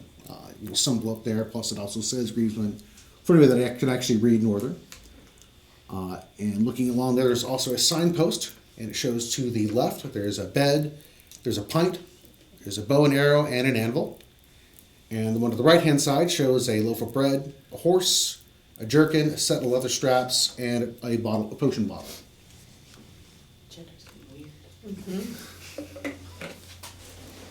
Glancing in either direction on the arc of the circle there, you can see most of the buildings that line both sides are wattle and daub. And while off, get my mouth working on that. It'd be so much easier to say that. You can see also there. Once you mess it up, it just keeps on rolling. So we'll try that one more time. Next to these Wattendobble construction, the houses all have little gardens tucked into them as well. Most of the gardens are in the late stages of the fall. You can see most everything has kind of been harvested. They roll a lot of the earth back over, but there are still some late fall flowers that are in bloom there. You do see that the main circle also has a smaller circle that branches off it as you kind of look through the houses, another circle around that as well. But it looks like you'll need to take this main circle until you encounter one of the spokes to come off that main drag there. And what do you all do? We have all six of us now walked in together. Yeah, you've all kind of come in. And, at this particular point in time, I would like I would like Vaughn, I would like Anna and Damon to open up their note number ones. And Joe, you can also open up, Reverend Goodberry, you can open up your note number 2. Number 2. And Echo, you get to open up your note number 1 Not as well. number 1. 1 and 2 for you. Oh, okay. And So these are pre-prepared bits of information that their characters would know as they walk into town here. Whether they decide to share these or not is entirely up to the players. It's fine, guys. It's fine. Just read my note. Now, Marie, in particular interest to you, you do notice over the top of the great house, there appears to be the spire, looks to be a church over on that side. And the symbol on top is the symbol of the one god, and it is a beautiful looking spire over there. As a matter of fact, the craftsmanship on top of that, this is actually a building made out of granite here in this little town. So it does look like there has been a considerable amount of money spent on that, especially when we look at the rest of the construction. It appears to be made of wood, and again, the Wattendobble. So you've got a much more expensive looking building over there. And so, again, I ask you, at this point, what are you all doing? well, you, sir, I couldn't help but notice you interfering on my behalf a few moments ago. Oh, apologies. I was not attempting to dampen your sails? No, I suppose I should thank you because, as you saw, I was getting myself into a bit of a predicament with the law. I've never thought too kindly of the tax collectors in this region. I suggest you be careful moving forward. Careful is my middle name. Curious for these parts, but I'll take it as you were. What exactly is it that you sell? It looks like there was various baubles, odds and ends, trinkets. Well, I sell mainly healing potions, but also various manner of salves and holy trinkets of protection. But you've not told me your name, sir. Oh, you may call me Vaughn. And you? My name is the Reverend Goodberries. Pleased to meet you. Careful, Goodberries. That is correct. Excellent. That was a figure of speech, but I'll take it. And perhaps now you should meet my associates. At this point, I have joined back with the group since I had snuck away and now I'm just standing there again. I didn't know if I was going to motion to nobody or not. As you make that motion back, you can see Damon just kind of step out of the crowd like... These are my associates. Go on, introduce yourselves. They call me Echo. It's a pleasure to meet you, Echo. On account of it's his name. That tracks. Damon. Pleasure to meet you. You can call me Vaughn. And to be quite honest, I call you my friends, but we have just met. Yeah, well, you make friends fast on the road.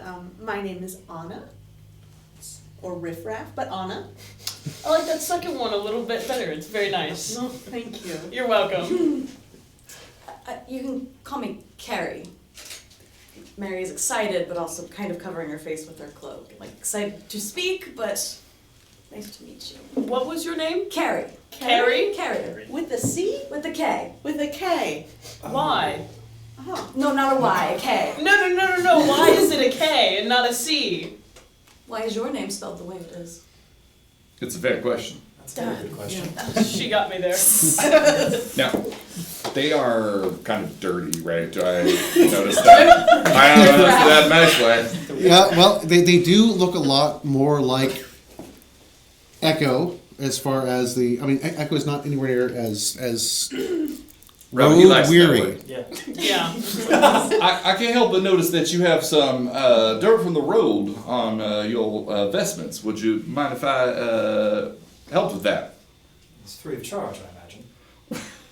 The first one's free. Everybody gets one. Reverend, Aren't we sticking it in? is it a good idea to show people what you can do right now, in here, in front of all these people? Is anyone looking at us? There are any number of people bustling past you in the streets here. It would be very obvious if you were to do something. Sir, It's a good point. Sir Cautious. With a K. Were you privy to the sign posted just out of town? Yes, I was. We were? Yes. The sign that said you have to be out if you not staying in the town and no magic. I assumed that was a prohibition against all the holy magic. I am as holy as they come. Well, very well. I say if you are willing to, again, practice publicly, I think maybe be cautious. Burrs on burrs on burrs on burrs. You know, my friend Echoes, you do bring up a fine point. People around these parts do get kind of skittish around even divine magic, so perhaps I could make myself a little more discreet. We're on our way to the Valerian Inn. Would you care to join us? I prefer to remove my burrs myself, but I suppose that would be a good place to start. May as well. Ma'am, you can remove your burrs yourself. That's all right. I hope you didn't think me forward. Yeah. I'll take care of it. Always do. If you don't mind me asking, where do you hail from? Where's home for you? You seem... Home is wherever people cry out Oh my god. for the one God to save them. But I have made my way all over the Middle Kingdoms, to the Spice Coast, even to the islands. Well, I mean, I'm interested to hear the rest of your tale and maybe your Yeah, traveling me too. companions as well over a drink. I'll tell you about the time that I tangled with pirates off the coast of the Timorol Islands Oh, please, don't stop there. for the price of a drink. I'll get it. I said I'll cover one of them. Might as well. Thank you, Carrie. If you learn one thing, it's that nothing in this life is for free, my friends. And so off you all go. I'm guessing that you are following the signpost that showed where the bed went. Turning off the circular loop of the main road, you take the connecting lane that adjoins the second smaller loop. Runs around the periphery of the town. At the intersection of the lane, there's a smaller little cul-de-sac that branches off. And from there you can see the Red Valerian. The inn is comprised of 3 buildings that have been merged and added to over the years as they have gone by. While it is sprawling in nature, the Red Valerian is not an eyesore and actually quite inviting looking on its own kind of rustic sort of way. The Red Valerian is not alone at this intersection. You also spot the arrows and arms, and given the icon on the signage, it must be the retail shop for the blacksmith and the Fletcher's workshops that seem to be connected on either side of this particular building there. And like an island in the stream, in the center of this cul-de-sac, there's a tall oak. It's a rarity for this portion of the world. Even in the dimming light of the early evening, the beautiful colors of its fall leaves are impressive. They're hues of gold and red. And someone has even taken to planting a small flower bed around the base of it, although the flowers have nearly waned for this late in the season. Approaching the Red Valerian, you'll step onto the veranda there, and you cross the threshold and into the inn. Pardon me. Yes, sir. As we are at the crossroads, do I notice any debris of where there was formerly a building at that crossroads? From where you were, the place that you're looking for would have you had gone north up around. So no, you did not see anything along as far as that goes. Right. But maybe at some point you guys can get out, take a look at the town, and that might be an opportunity to see if you can find out about that. But again, as you all cross the threshold and step into the Red Valerian, the sense of oppressive gray and seeping cold from the late day evaporates entirely. There's an inviting sense of merriment in the air. As the warm air and welcoming roar of a fire, you can see dancing over by the maps of stone hearth over in the tavern section. Seated on a wooden stool is next to a small stage is a young bard that is strumming on a harp. Her soothing voice is audible above the many conversations within the room. She sings in the local dialect about a miller's daughter waiting for her love to return. Accompanying the bard is a grinning young man who thumps on a drum in harmony. He smiles kind of goofily and sort of kind of lanky and almost like disjointed as he beats on it, but at least the rhythm does seem to be accompanying her very well. Together again, they fill the room with a very jaunty uptone beat. The tavern stretches to the right and left of the main entrance in equal measure, about 30 feet to each side and about 30 feet deep. On the walls of the tavern are high-walled booths, providing some measure of privacy. There's a collection of round tables of varying size, about 4 to 10 people per table, and they're scattered across the floor itself. Not a whole lot of organization to it, but again, very easy for people to maneuver around on there. The tavern itself is quite busy, and most of the tables and booths do seem to be very full at this point. Whether they are locals, 100% is hard to tell. You definitely spot a lot of adventuring parties there that definitely don't seem like they belong. Again, easy to pick out because, well, they're wearing armor and carrying arms that definitely don't look like somebody that's been working in the field. There's an intricately carved cedar bar that runs along the south wall. It's about 25 feet in length, and it terminates next to the entrance of a kitchen. Behind the bar is a large collection of liquors, specialty ales, and honeycomb pattern of kegs. All of them arranged in a very logical and pleasing manner to the eye. From the kitchen, you can smell the delicious odor of food wafting into the tavern area. The smell of comfort food, like stews and mutton, come to mind as you're breathing that in there. Behind the bar, you can see the bartender fills orders for drinks with the speed and efficiency born of many long nights of practice. The man looks more like he was carved out of granite than he should for a bartender. He has thick, blocky muscles, basically stacked one on top of the other. Again, very geometric-looking shape. And he has a thick, black handlebar mustache that looks like it could crack walnuts by itself resting above his chin. His large, square jaw looks about as solid as rock, and he has arms that end in something more like sledgehammers than hands. And despite his intimidating stature, you can see that he's joking with the patrons, and they are just kind of having a great time with him. As a woman comes rushing by, you hear this, "Welcome to Red Valerian." She's dressed up as a serving maid. You can see that she's also balancing a tray full of drinks in one hand, and she's kind of tossing them out on a table right in front of you there with style and grace. She's like, "Find yourself a spot. We'll be with you when we can, all right?" From one of the tables you hear, "Hey, Zilda, another round over here." She turns over to face the patron there. There's a big smile on her face. She's like, "Just you wait, Tom." And she begins spinning over and throwing drinks out this side. She's like, "I'm addressing my guests." And she spins right back around to you. She's like, "Again, we've got tables right over there, so make yourselves at home." And as she indicates, as you're looking past where she's directing, you can see, center of the room, nice long table with 6 chairs in front of it is Versailles. And he kind of waves to all, beckoning you over to his table. Are you also here to see him? The man that killed the peacock. Yes. Oh, kill the peacock. Look at him. Right, Echo? Yeah, the feathers. Oh. As we're walking over, Mary's scanning the faces. Does she recognize anyone or anything that stand out to her? Absolutely. Familiar? Nobody. Do any of the conversations stand out at all? I would say go ahead and make a perception if you're looking for that. I am trying to see if the tax man or anyone like that is in the room. Anyone who he might work with. I would say again, give me a perception check on that as well. Yes, that is a 5. That is a 5. Nothing stands out to you at all as far as the conversations go, I believe the vein that you're looking for. But you do catch a conversation. One of the tables full of rather tough-looking individuals talking about going into the city on the next morning.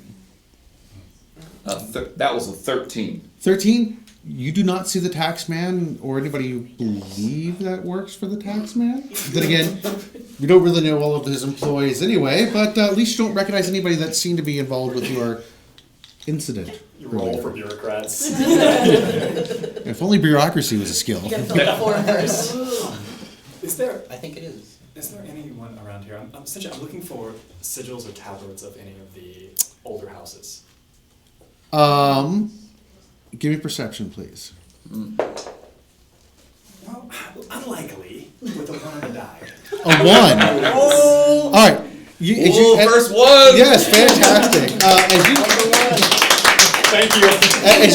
As you begin to look Bring the chair over. around, you're just not dialing in because you're just staring at Versailles' outfit, and it just keeps you're like, you're just focused back. More people here than I anticipated. Yeah, I mean it's super duper crowded. Actually, this is the most people you've seen in ages gathered in one spot. So he's waving you over, looking not necessarily impatient, kind of like. Well, it seems like fate or the one God has brought us together. So shall we join this man at his table?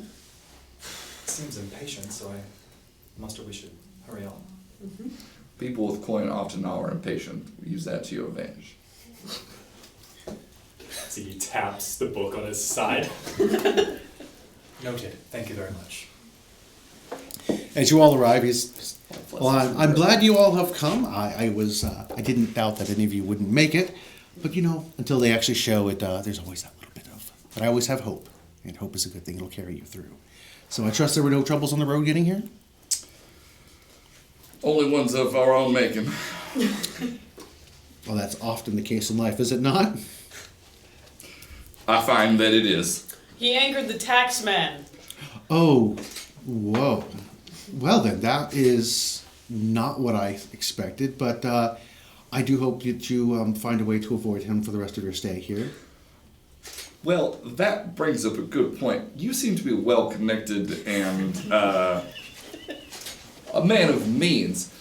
Do you happen to know where I could acquire a license to sell in Newtown? I do Mine believe seems to have expired. you would need to see the tax man for that. I believe he also he's the registration man as well. Right. What if I would like to avoid that Oh, inconvenience? I'm very busy. well, I would not know where to go for such a thing in that. Well, I've come and visited before. Unfortunately, most of my business has, actually all of my business has been on the level. I don't really dabble too deeply in anything that isn't quite. Very well, very well. On the level there. You see, I seem to be down on my luck and down on my coins, so $35 is well, the price goes up every year, you know. 35 gold is quite considerable, but I tell you what, if you listen to my proposal, you may find that there may be a way that you could take care of that. Well, then I'm all ears. Oh, excellent, excellent. Sorry, I do not wish to interrupt, but I believe the Reverend brings up a good point. Who is this money being collected for? What sovereignty is this going to? Which they taxes? Correct. Oh, the taxes are collected here in Newtown, as far as I'm aware. I believe the Grievesman is currently the organized government at this point. Although somebody is building a great hall here. That is quite interesting. And this is what these people's taxes are going towards. I am not quite sure who's paying for it. That is, again, that is quite a question to ask. I believe you might want to talk to some of the people that live around here as far as that goes. Again, I'm only a visitor here. I don't know all the ins and outs and details of their affairs. We'll go back to you. I do not wish to bring you to this tax man that's caused some issues. However, that seems a steep price to be asking for a registry. It does, which is why I did not want to pay. I conduct business above board whenever possible, but sometimes we have to resort. Sometimes we have to resort to less than legal means if it means helping the people. I've recently donated a large sum of my money, and that's why I cannot pay for the permit. But seems like this man has a way for us to earn coin.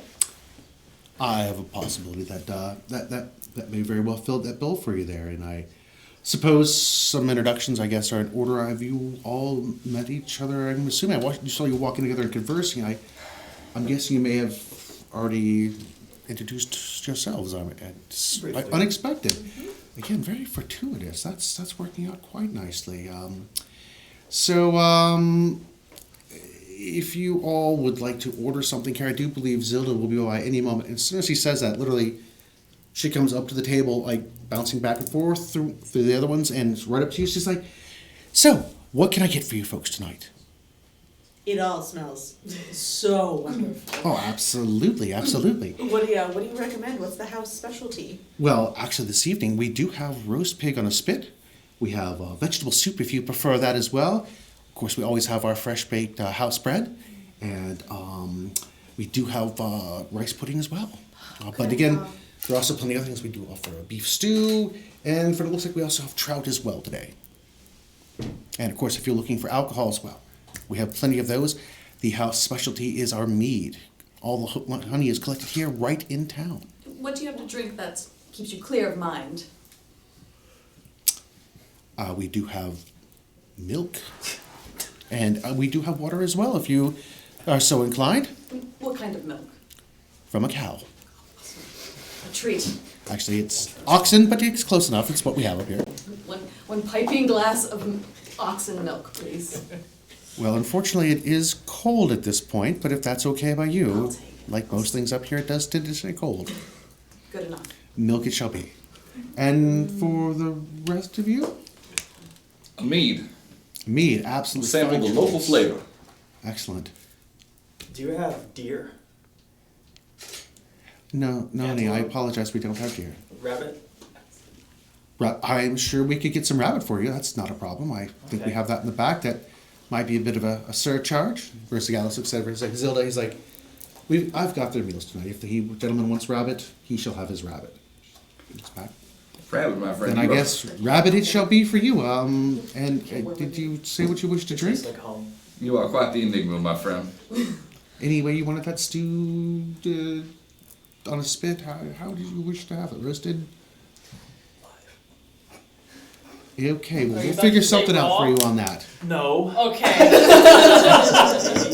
What? Well, that is a good question. We'll figure out something special for you. And you're young, sir. I'll pass. What's that? Very good.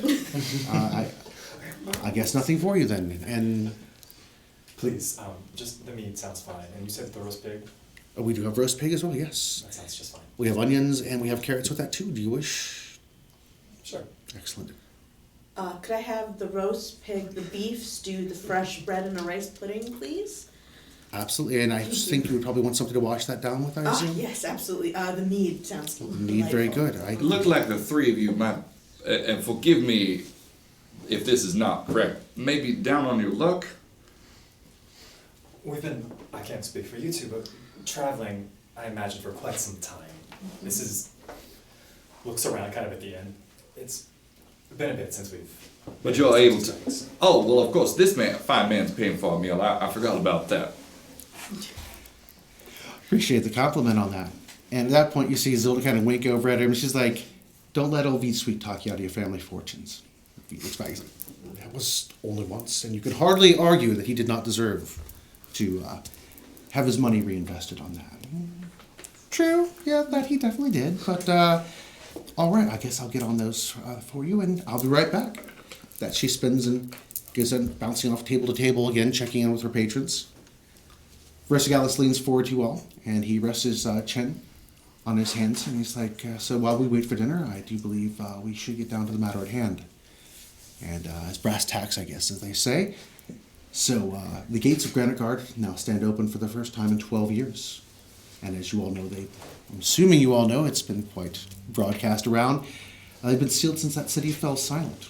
And I don't find it quite an odd coincidence that they should be opening up just as you all are arriving here in town. People that seem to have a collection of very entertaining skills from what I can surmise here. And happen to be just what I'm looking for.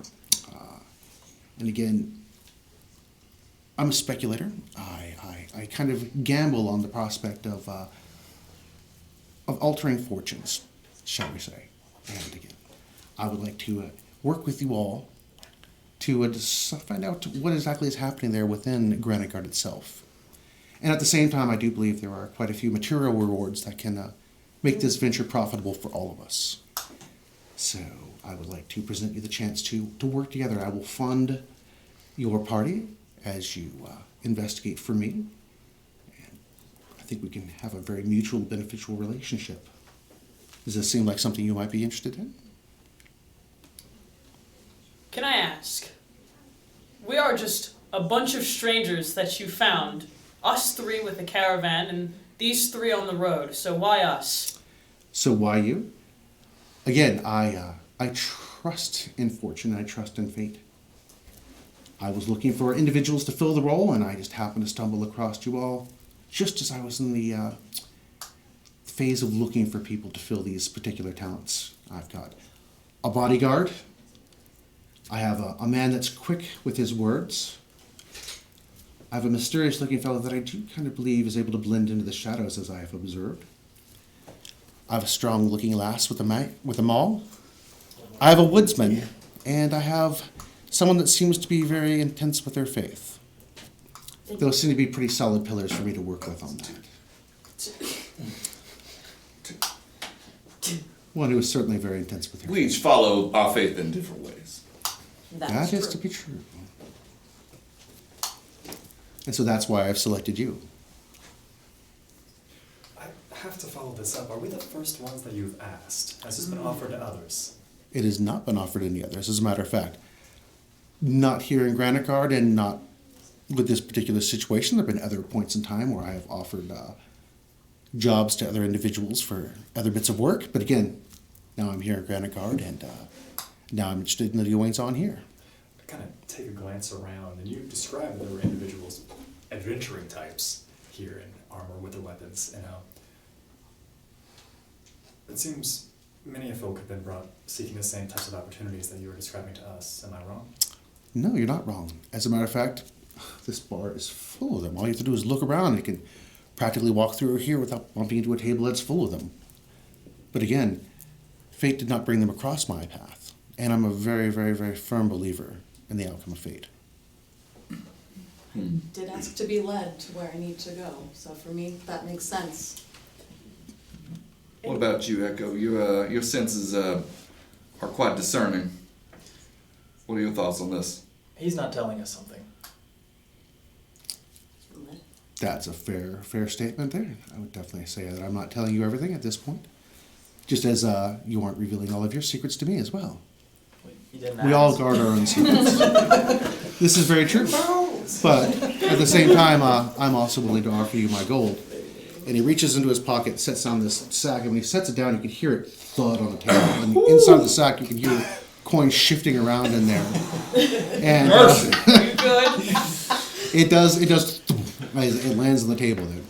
He's like, but again, if I was completely untrustworthy, would I be willing to put as much of an investment into you right off the bat as that? You might be, but I would not care. And you're just interested in the information about Granitegard? As of right now, yes. And again, as our relationship develops, there may be more additional financial rewards as the situation changes and evolves. Do But you for right work now, for anyone? I work for me. But no one else. Not the tax man. I definitely do not work for the taxman, and no, I do not work for anyone else because I don't like to be constrained by somebody else's wishes and desires. Can I Speaking of roll which, how- insight on that? You can certainly roll insight on that. Do you remember though, it's based on how much you have known about this individual. 21. Is that a dirty 20 or? No, yeah, it's a dirty Okay. 20. Just making sure that wasn't a 20 plus like a 1. So, No. he seems pretty forthright. He's not breaking eye contact. He's talking directly to you. There's been very little hesitation on anything that he's told you. It does not seem like he is trying to deceive you. It is obvious that he is not telling you every single thing about his plans. But again, he's been very forthright with everything he's told you at this particular point. How are you in your faith? Has that led you here as well? My faith, Yes, I would literally. say that My God. There's two of them. I am very confident in my faith. I am one that definitely believes in hope, and I certainly rely on the blessings of fortune to bring me here and about, we'll say. Again, it's always served me very well. Blessings of fortune got you the ability to just plop down bags of coin for strangers? Absolutely. Investing in the right individuals can be highly profitable. That is true. The man hasn't said anything that I disagree with yet. That's because you see a giant sack of gold right in front of you. It's very large. Do you not see it as well? Of course I see it. It's right there in front of me. What is it that you desire, Damon? What would that bag of gold be able to purchase for you? Surely something. I don't desire gold. The people that say that money can't buy happiness are poor people.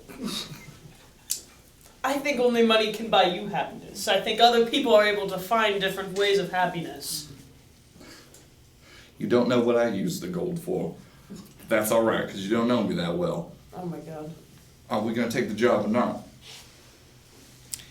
If it helps to ease your conscience on this, it is my, you see him kind of glance around the bar, it's my speculation that whatever darkness has befallen this land, that the end game is certainly close at hand.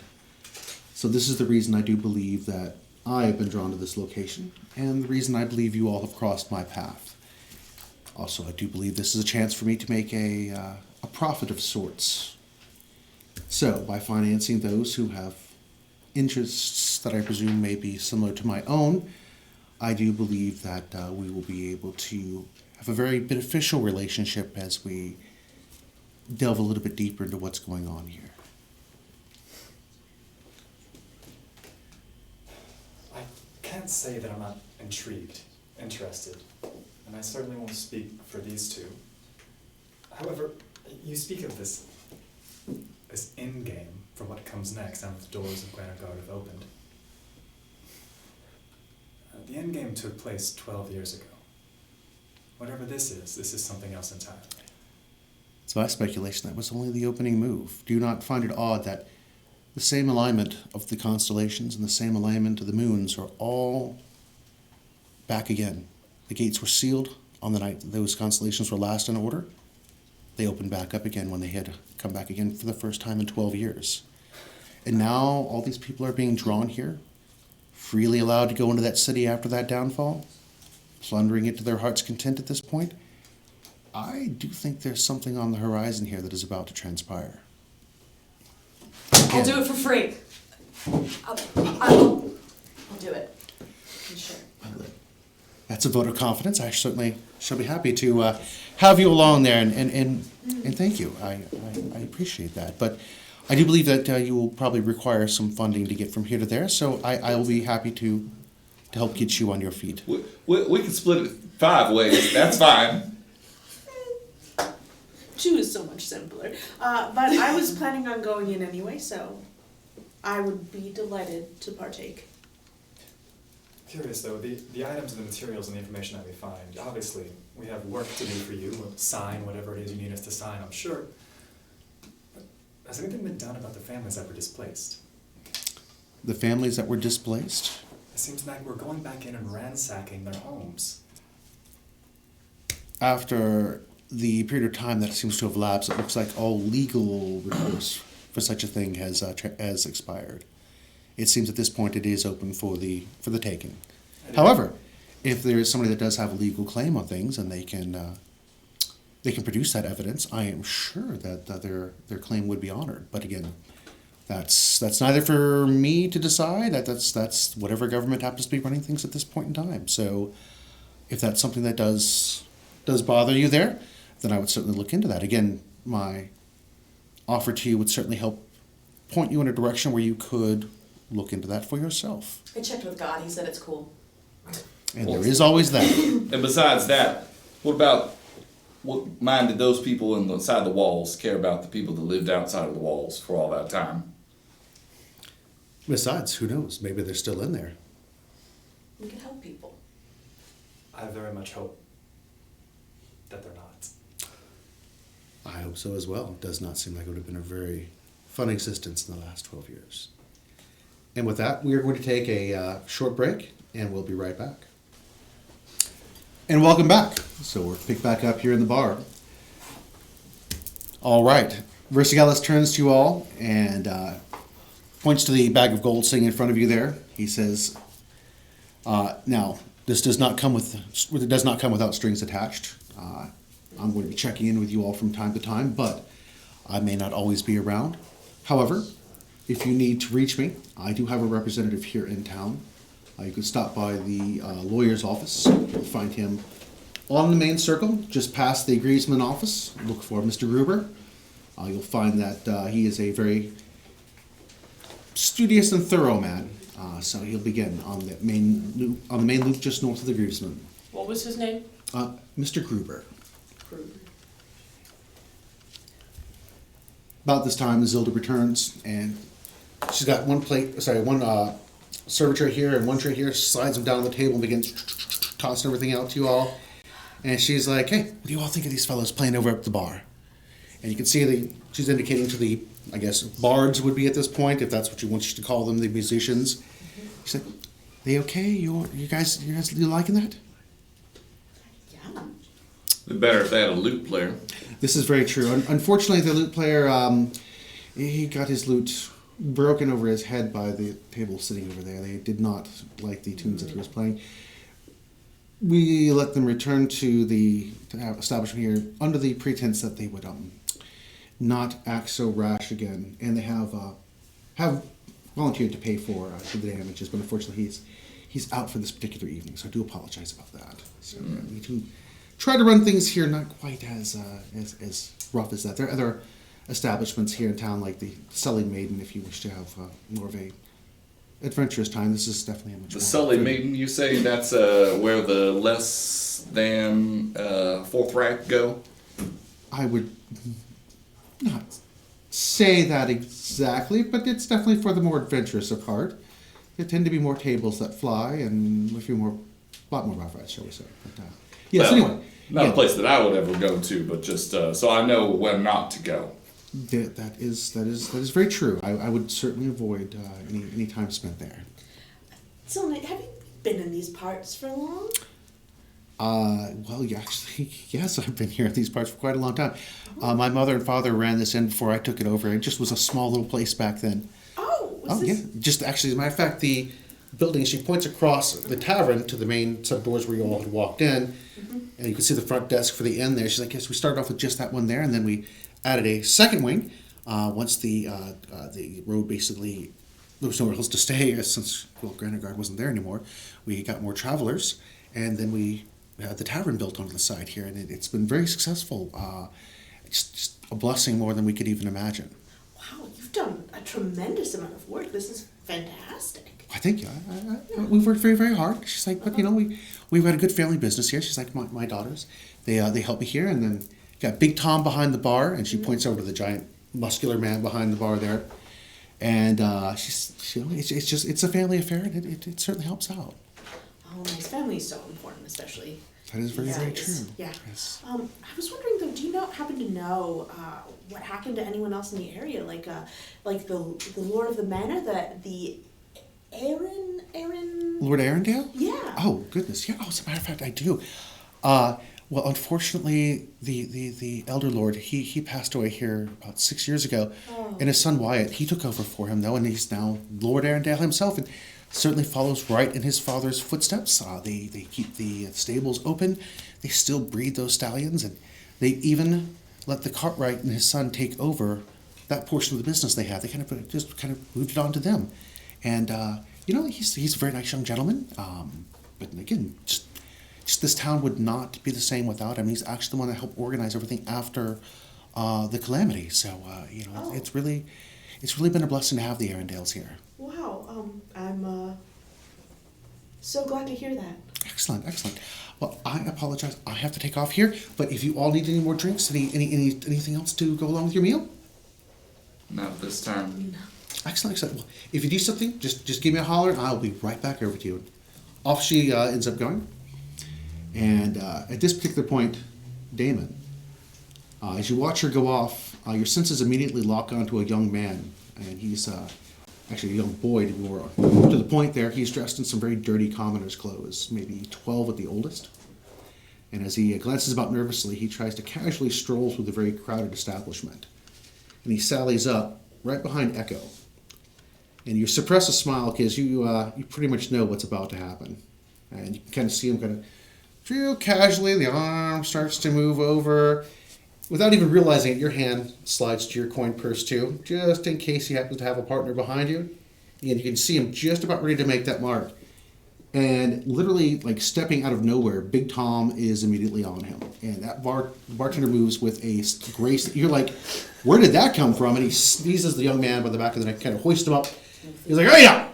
He's like, it won't be any goings on like that. Yeah. He's like, this is a fine establishment. And the little guy's like kind of kicking his, like, looking very quite nervous at what's happening here. And at this point, the pub goes quiet. And the last note of music is kind of frozen in the air. The laughter and the merriment like evaporate straight out. And he's like, all right, out you go. And he drops the young man, who quickly scrambles to his feet. And at this point, the crowd of patrons begin kind of pushing and hurting him out the door there, kind of giving him a couple of boots in the behind to encourage him to exit the establishment there. And out the doors he goes. Tom turns around, knuckles drop onto the table there. He looks at you folks. He's like, sorry about that. I do apologize for the disturbance. How about a round of drinks for you all? You like ale? Do you prefer mead?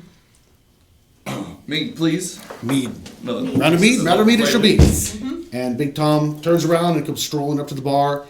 And at that point, everything kind of goes back to the establishment itself, as far as it had been before. The music picks back up. The crowd begins talking. And a few moments later, Zilda stops by and she starts sliding the drinks back out to you again there. And Versagallis looks over at you folks and is like, well, for those of you that haven't met Big Tom before, that's Tom Broadhelm. Again, Big Tom as the locals call him there, and I guess you kind of have figured out why they call him such. I would say he's quite the bartender extraordinaire, and he's the silent partner in this fine establishment. So, do try to stay on his good side. Get very gregarious and nice individual, but quite handy in a fight as he used to be. And he points up over the bar, and you can see there's a large tower shield, and across that is a hammer on there. And behind it, you can see on that where the hammer is not, you can see where there used to be a crest on the shield itself, but the crest is gone. So, after that little bit of entertainment there, I do find that my time for the evening is drawing short. There are some places I need to go and business I need to do. Are there any other items that we can address here? Before you leave, Yes. how much of this town do you know about? Again, I visit this town. I don't spend a whole lot of time getting to know every single one that's here. I spend most of my time here in the Red Valerian. Would you say that most of the population is considered poor? There is a considerable working class that is here in the town that makes a lot of living off of the farming and the lumber mill that's here. So, I mean, I wouldn't say that they were destitute, but they certainly, most of these people aren't going to be spending any time at the Silver Chalice. That seems to be mostly the new blood and the new money that has What come of the to town. children? Of the children? Are they mostly with their parents, or are they mostly on the streets? I do not see a whole lot of destitute children on the streets, but I've never really been keeping an eye out for that, to be honest with you. I do apologize. I have simply assumed most of them are taken care of. Real quick, you said you haven't sent anyone on this particular adventure, but have others gone that you know of? I'm sure a good number of these salty individuals here in this bar are looking to get into Granitegard, and But have they gone already? I don't quite know myself. I have been seeking out individuals to invest in myself, so I have not spent a whole lot of time checking into the affairs of these fine, upstanding citizens. Again, I believe, to be clear, what stories have come out? Who has returned? I don't know myself. I do believe you'll probably want to ask around. I, again, have not spent a whole lot of time investigating on these individuals here. I have been out and about seeking individuals to help me with this. I've simply heard that the gates have opened, and again, the events lined up to make me quite interested as to what is actually happening here in this city. Well, I have but one final question. My new friend Vaughn over there seems to suggest that we might find some things inside that town that we don't like. It seems like a pretty dangerous enterprise that you're sending us on. I think that we should get an advance payment. There's 500 gold sitting in that bag. I do believe that should probably outfit you and take care of any advancement that you're looking for. That is the advance payment. I think that was. I have no further questions, and he just goes ahead and slides that. And bag. goes up front. I was sliding it towards our end of the table. Yeah, it's quite, as he begins dragging it, the bag itself kind of shifts, and he's moving the 500. I mean, it's 500 gold coins. It's got some considerable weight behind it there. He smiles at the Reverend, and he's like, I do believe, again, my time is drawn short, but before I go, I would like to propose a toast to you, my friends. So, I guess all of us are accepting on this new enterprise? Yes? Well, we won't be partaking of anything as common as that. And reaches into a bag that's right next to his seat. As he sits back up again, he sets down 7 crystal glasses that are about yay big. They're more fluted style wine glasses. And he pulls out this bottle. And it's a little bag he's got right next to him. That's how he does that. You're just amazed by everything. So, again, he pulls out the fluted glasses and sets them down in front of you. And the vial itself has this amber-colored liquid in it. And as you look at it, you can see these little flakes of gold and little rainbows kind of cascading through the liquid. And he begins pouring it into each of the glasses. And as he does so, you can see the carbonation kind of rising and sizzling off of it. And again, the little flakes are dancing in there. But anybody that brings the glass up to their nose, you can smell this wonderful fruity bouquet. And he takes his glass and slides them towards you, raises his hand. To success in our enterprise. And To success. takes the drink, but he doesn't just like chug it. As he tilts it back, you can see him just enjoying the liquid as it slides down his throat. And as you guys do the same thing, it is sweet like honeysuckle. Again, it has these wonderful fruity notes in it. And as you take this, and the liquor itself is not like anything you ever had before. It's very light and refreshing, just as it had smelled, and it's sweet but not sickeningly so. There are hints of kind of pear flavoring within it, and peaches, and might be a little bit of lavender you also detect. There's a sensation of pleasant warmth that washes over you, and beginning with your mouth and then proceeding down your throat into your stomach, and slowly you can kind of feel it coming out all the way to your extremities, and you don't feel drunk, but there is this sense of euphoria that happens. And he stands up, he's like, "Now, if you'll please excuse me, I have to attend to a few matters. Please do enjoy yourselves, and I've taken the liberty of paying a month's stay here at the Red Valerian for you. So when you are ready, speak with Zilda, and she will tell you how to address your accommodations on that. So I do suggest you all get some rest. I have a suspicion that tomorrow is probably going to present you with some very unexpected opportunities." And I think that month's stay only lasts as long as we're not arrested. That will certainly affect your time if that's the case. That goes without saying. Does it? He gives you a bit of a wink, and as he turns around, he walks off. And again, as you all are sitting there kind of just enjoying that wonderful sensation right now. As he walks away, Echo will kind of swivel out of his chair and like, while they're all arguing, he'll slink over and grab him by the shoulder right before he walks out the door. As you begin to reach up to grab him, he stops and pivots and turns around to face you. I have to know, if you truly deal in hope and fate, do you know anyone who maybe looked kind of like me, who went alone to the city? I did not go alone to the city. Have a good night, Echo. And he turns and walks out of the establishment. Did we hear that? Not with the den of the bar and the distance that he would have been there. With the note about not getting arrested, I have reached over to your mug of milk. May I? Help yourself. I hold it. Don't burn your tongue. I hold it in my hand, and then I pass it back to you. It is now warm as you like it. Thank you. Warm milk, not my taste, but to each their own. Cheers. The sucker for nostalgia. Cheers. Reverend, you should play that game you were teaching us, the one that you said is fun. Oh, you mean the knave and the fool? Yeah, that's the one. Wasn't it the Fool and the Knave? Well, it goes by many different names depending upon where you are, up and down the coast. The point is how you play it. Would you care for a game? I think we have the rest of the night to ourselves.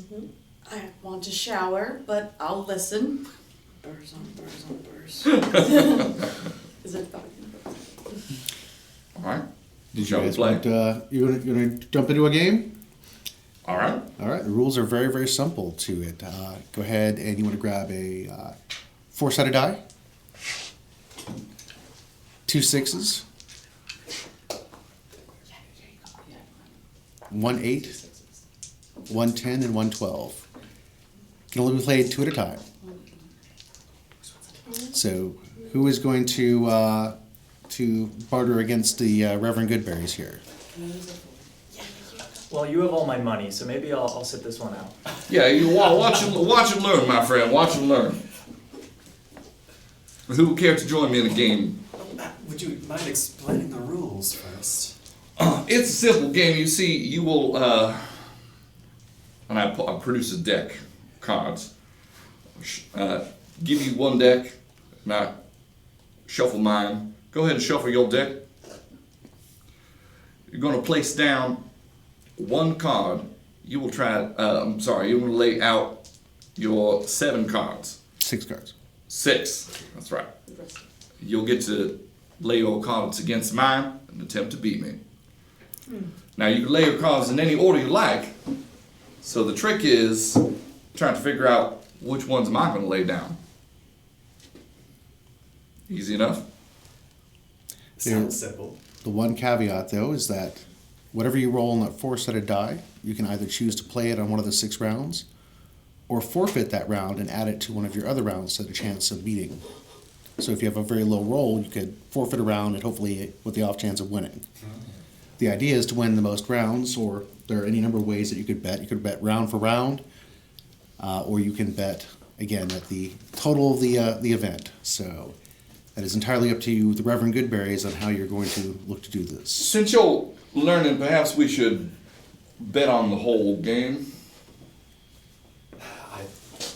I must confess, I don't have much to risk. Well, a man that has nothing to risk is a good opponent. As long as you understand who you're playing and what you're playing for, which is, I must be clear, very little. Why don't we start with 1 gold?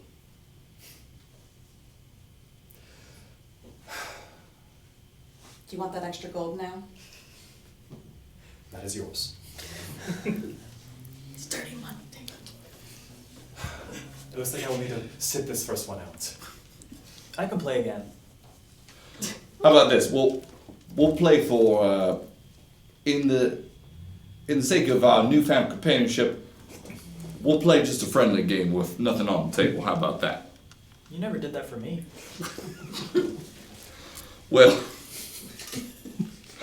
consider this fortune a business relationship. That's very thoughtful of you. Yes, I appreciate that. All right. Let the round begin. Roll all of your dice at once. All of our dice at once, all right. And 2 6s, right? 2 6s.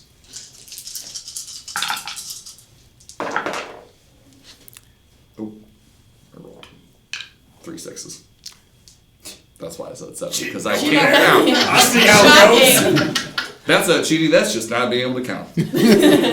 All right, so again, you're going to present one of your dice in an effort to beat his dice. If it's a tie, neither one of you win, and that round's a forfeit. I just like to keep an eye on the little Reverend's hands while. Go ahead and make a perception check. Great. Oh no.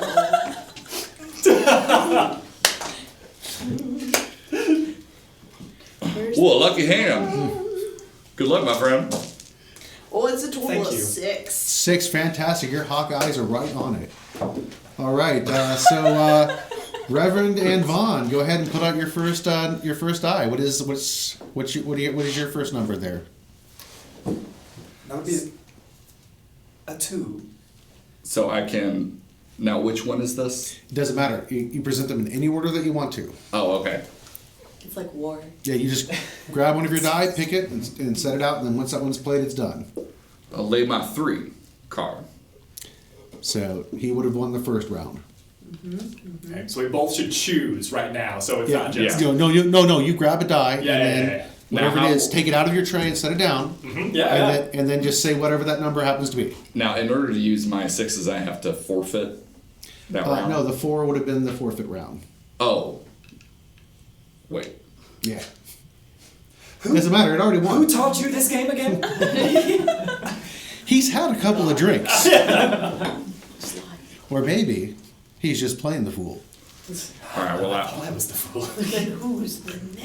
I played that 5 then. Okay. I'll keep my 1. All right, next round. So, you have your die? You have your die? Now, I'm going to attempt to exchange this card for a number that's not a 2. All right, go ahead and give me your sleight of hand. Oh, I'm watching. yeah, you are. Yeah. As a 12. 12, all right. Go ahead and re-roll that die. All right, ready? I lay down my 3. That's a 4, my friend. All right, Perhaps today is not your lucky day. Then again, I am still learning, but thank you for teaching me this. This is entertaining, at least. all right. That's to while away the time. Grab your next die. Okay. And go ahead this time, Reverend. I'll let this slide. I'll be an honest man for once. 5. Oh, a 6. I believe I won this round. Yes, you did. So it's 2 to 1. And keep on going. So you're out of die. I'm going to forfeit this round. Okay. I fold. Oh, This round is yours. lay down the 3. Face So up. 2-2 at this point. And this next round, I'm going to also attempt to Exchange. pull a card out of my wrist. All right. Got a magician over here. That's an 8. That's an 8. Reroll the die. It's good to see such an honest game. Yep. Depends on your definition. I see of honest. nothing. All right. You didn't. Are you checking and scoping your partner? Well, Like- yeah. Then you need to give me a roll. You gotta give me an opportunity. The only one that talked about doing that was Anna. See a 17. Oh, my goodness. So you see the Reverend kind of like and slides out another card. Real casual like. I say nothing. All right, go ahead and play the round. That's a 2. A 4. That gives you 3. Final round. Seems as if Waukesha is not with me today. All right. Final round. Are you ready? I am. I knocked it down. Sorry. I'm actually being honest here. He is being honest. All All right. right. Here we are. Play your cards. I'll be a 5. An 8. Oh, it's a draw. Nobody won, nobody lost. You did much better than I did. It's entertaining. It's a good pastime. How much gold have you lost to him? How much? All of it. All of it. I gave it back. No, you did not. You're holding it, as it seems to be the understanding that I believe you've reached. How Right. long? As he's asked me to do. And you're happy with that arrangement? Yes, it keeps me lightweight so that I can strike at my foes faster. Oh, no, I see, Exactly. I So see. he can strike at his foes faster. You heard the man. Yes. It's very important. Yeah. Do you not find yourself having to strike at your foes? Not quickly. Very well. Yes. I tend to avoid the foes if I can, but, well, that was quite the rousing game. Thank you, my friend. Appreciate it. I mean, if you have any more, I'm interested in learning, always. Yes, I see you have a keen eye. I've seen you writing things down in your book. I find it's easier to keep notes. It's easier to ensure we have everything dedicatedly tracked. And I lean in real close, like, and I say, that wouldn't be a spell book, my friend, would it? And it meets you appropriately. Friend, you've heard magic is forbidden in these walls. Of course, I just want to make sure you're not getting us into trouble with any magic. You have nothing to worry about from me. Right. Then you have nothing to be worried about from me either. Another round. Another round. Of drinks or of the game? I believe I am spent already when it comes to the game. Good. Perhaps another round before we abscond to our They're going to assume accommodations. that the rest of the evening you all just kind of play cards here and there, have several drinks. Is there anything else you all are doing before you go to bed? I'm sitting back praying. I'd like to just look in the bag, make sure it's actually gold. You know, just like double check. That's probably a good thing to do. Yeah, I feel like It's more gold than you have Bite ever it. seen in any place. Really? Any one How- place at a time. Where is it from? You open it up and take a look in there, and it is a smattering of locations. Okay. There is some gold, and it obviously is from Shajif. You see some gold that has definitely been minted in several different areas within the western, the Middle Kingdoms, and there is actually some Concordance gold in there as well. How far away did you say that giant tree was? The large tree would be out of the tavern and just to the center of the cul-de-sac. Oh, yeah. If we're going to bed, I'm going to that tree and I'm going to climb it. It is a very easy tree for you to climb. And I'll just Good climbing tree. put out my bedroll and just set up there and just kind of bask in the starlight a bit. Reminds you a lot of home, and a comfortable night's sleep in the tree you have. So if we're heading up to sleep before, I kind of try to peel Anna away from the group. I heard you mention a name, Lord Arundel. Oh, yes, yeah. How do you know Lord Arundel? Oh, just, I'd heard his name in my youth. How about, are you familiar with the family? I'm familiar with all manner of nobles, as they are my primary clientele. Ah, But you said you knew them from your youth. Whereabouts did you grow up? oh, I came from the old city, so in some ways this is a homecoming. Very well. Thank you. Good night. And after I wash up, I go to visit the church, just follow the spire to see, are the doors open? The doors to the church are locked. Oh, that's disappointing. So maybe I walk around, kind of speaking to myself in a prayer-like way. Do I notice anything? It's a very, for the town itself, it is a very impressive church. It looks to be a lot of money that has been spent constructing it. It is a very classic Gothic style architecture on that. Lots of flying buttresses, but as you come around to the backside and look at the main wall, there is a massive, massive stained glass window that looks to be facing, from what you can see, would be right into where the rising sun would come up. And what's the image of? The image is a big symbol of the one God. And do I see anyone around? Am I able to look into the building? No, it's shuttered up. I mean, you can see the grounds are well maintained. The front porch has been swept. It's not like this place is abandoned and closed up. The doors are locked, and you can make a perception check at this point in time if you so desire to see if there's anything that you might be able to notice. 19. 19, there's definitely somebody inside of this. You can see through the shutter gate clocks that are closed that there is a little bit of light from inside there. Can I not? Nobody comes to answer. Can I make out anything of the figure, even though it's dark? Unfortunately, no. More or less, what you're seeing is a little bit of light kind of shining through the slats on the shutters there. I return to my chambers. All right, back you head to the inn. Now, I'm going to assume you guys stop at the front desk, and there you meet Dell, who appears to be Zilda's daughter. There's really no way that you could not recognize this as Zilda's daughter. She has the same curly, bouncy hair that Zilda has, the same smile, and the same freckles on her face. It's like a spitting image, just many, many years younger. And she's very cordial, lets you know that, oh, yes, she's like, Mr. Versailles had a room reserved for you. Yes. So it's a private room for your party there. There are 6 beds. There's just the nice straw mattresses.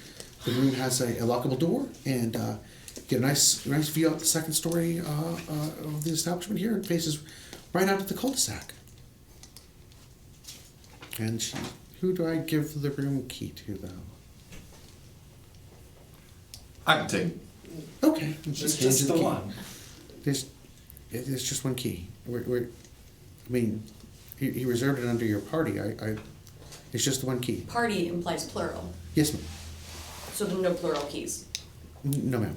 All right. That So I'm gonna way, be good that at way we sharing. keep it nice and secure.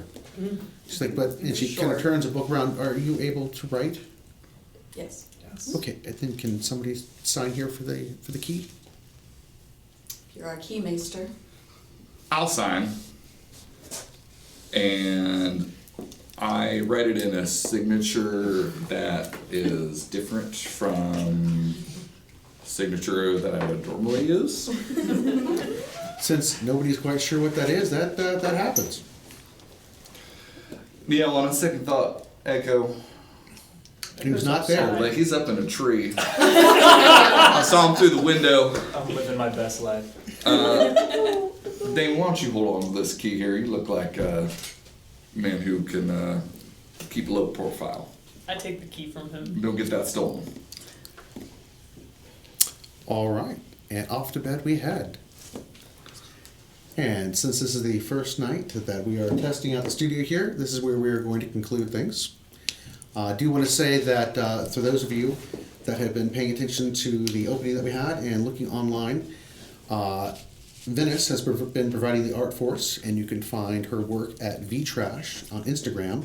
VR VR, trash. sorry, try that again. VR Trash. There's important to put the R in there. But yes, lots of amazing work that she's been doing for us here. So we've really been enjoying that. And I'd like to thank you all for tuning in this evening. Now, as you have probably noticed, there have been a couple of bumps and hiccups along the way, but that's kind of what it is when you're testing out the new studio. So I do appreciate your patience with that, and as things progress, it'll certainly get better and better every single stream that we do from this point going forward. So again, thank you very much for your time, and we do hope that you will join us again to see where the adventure picks up next time.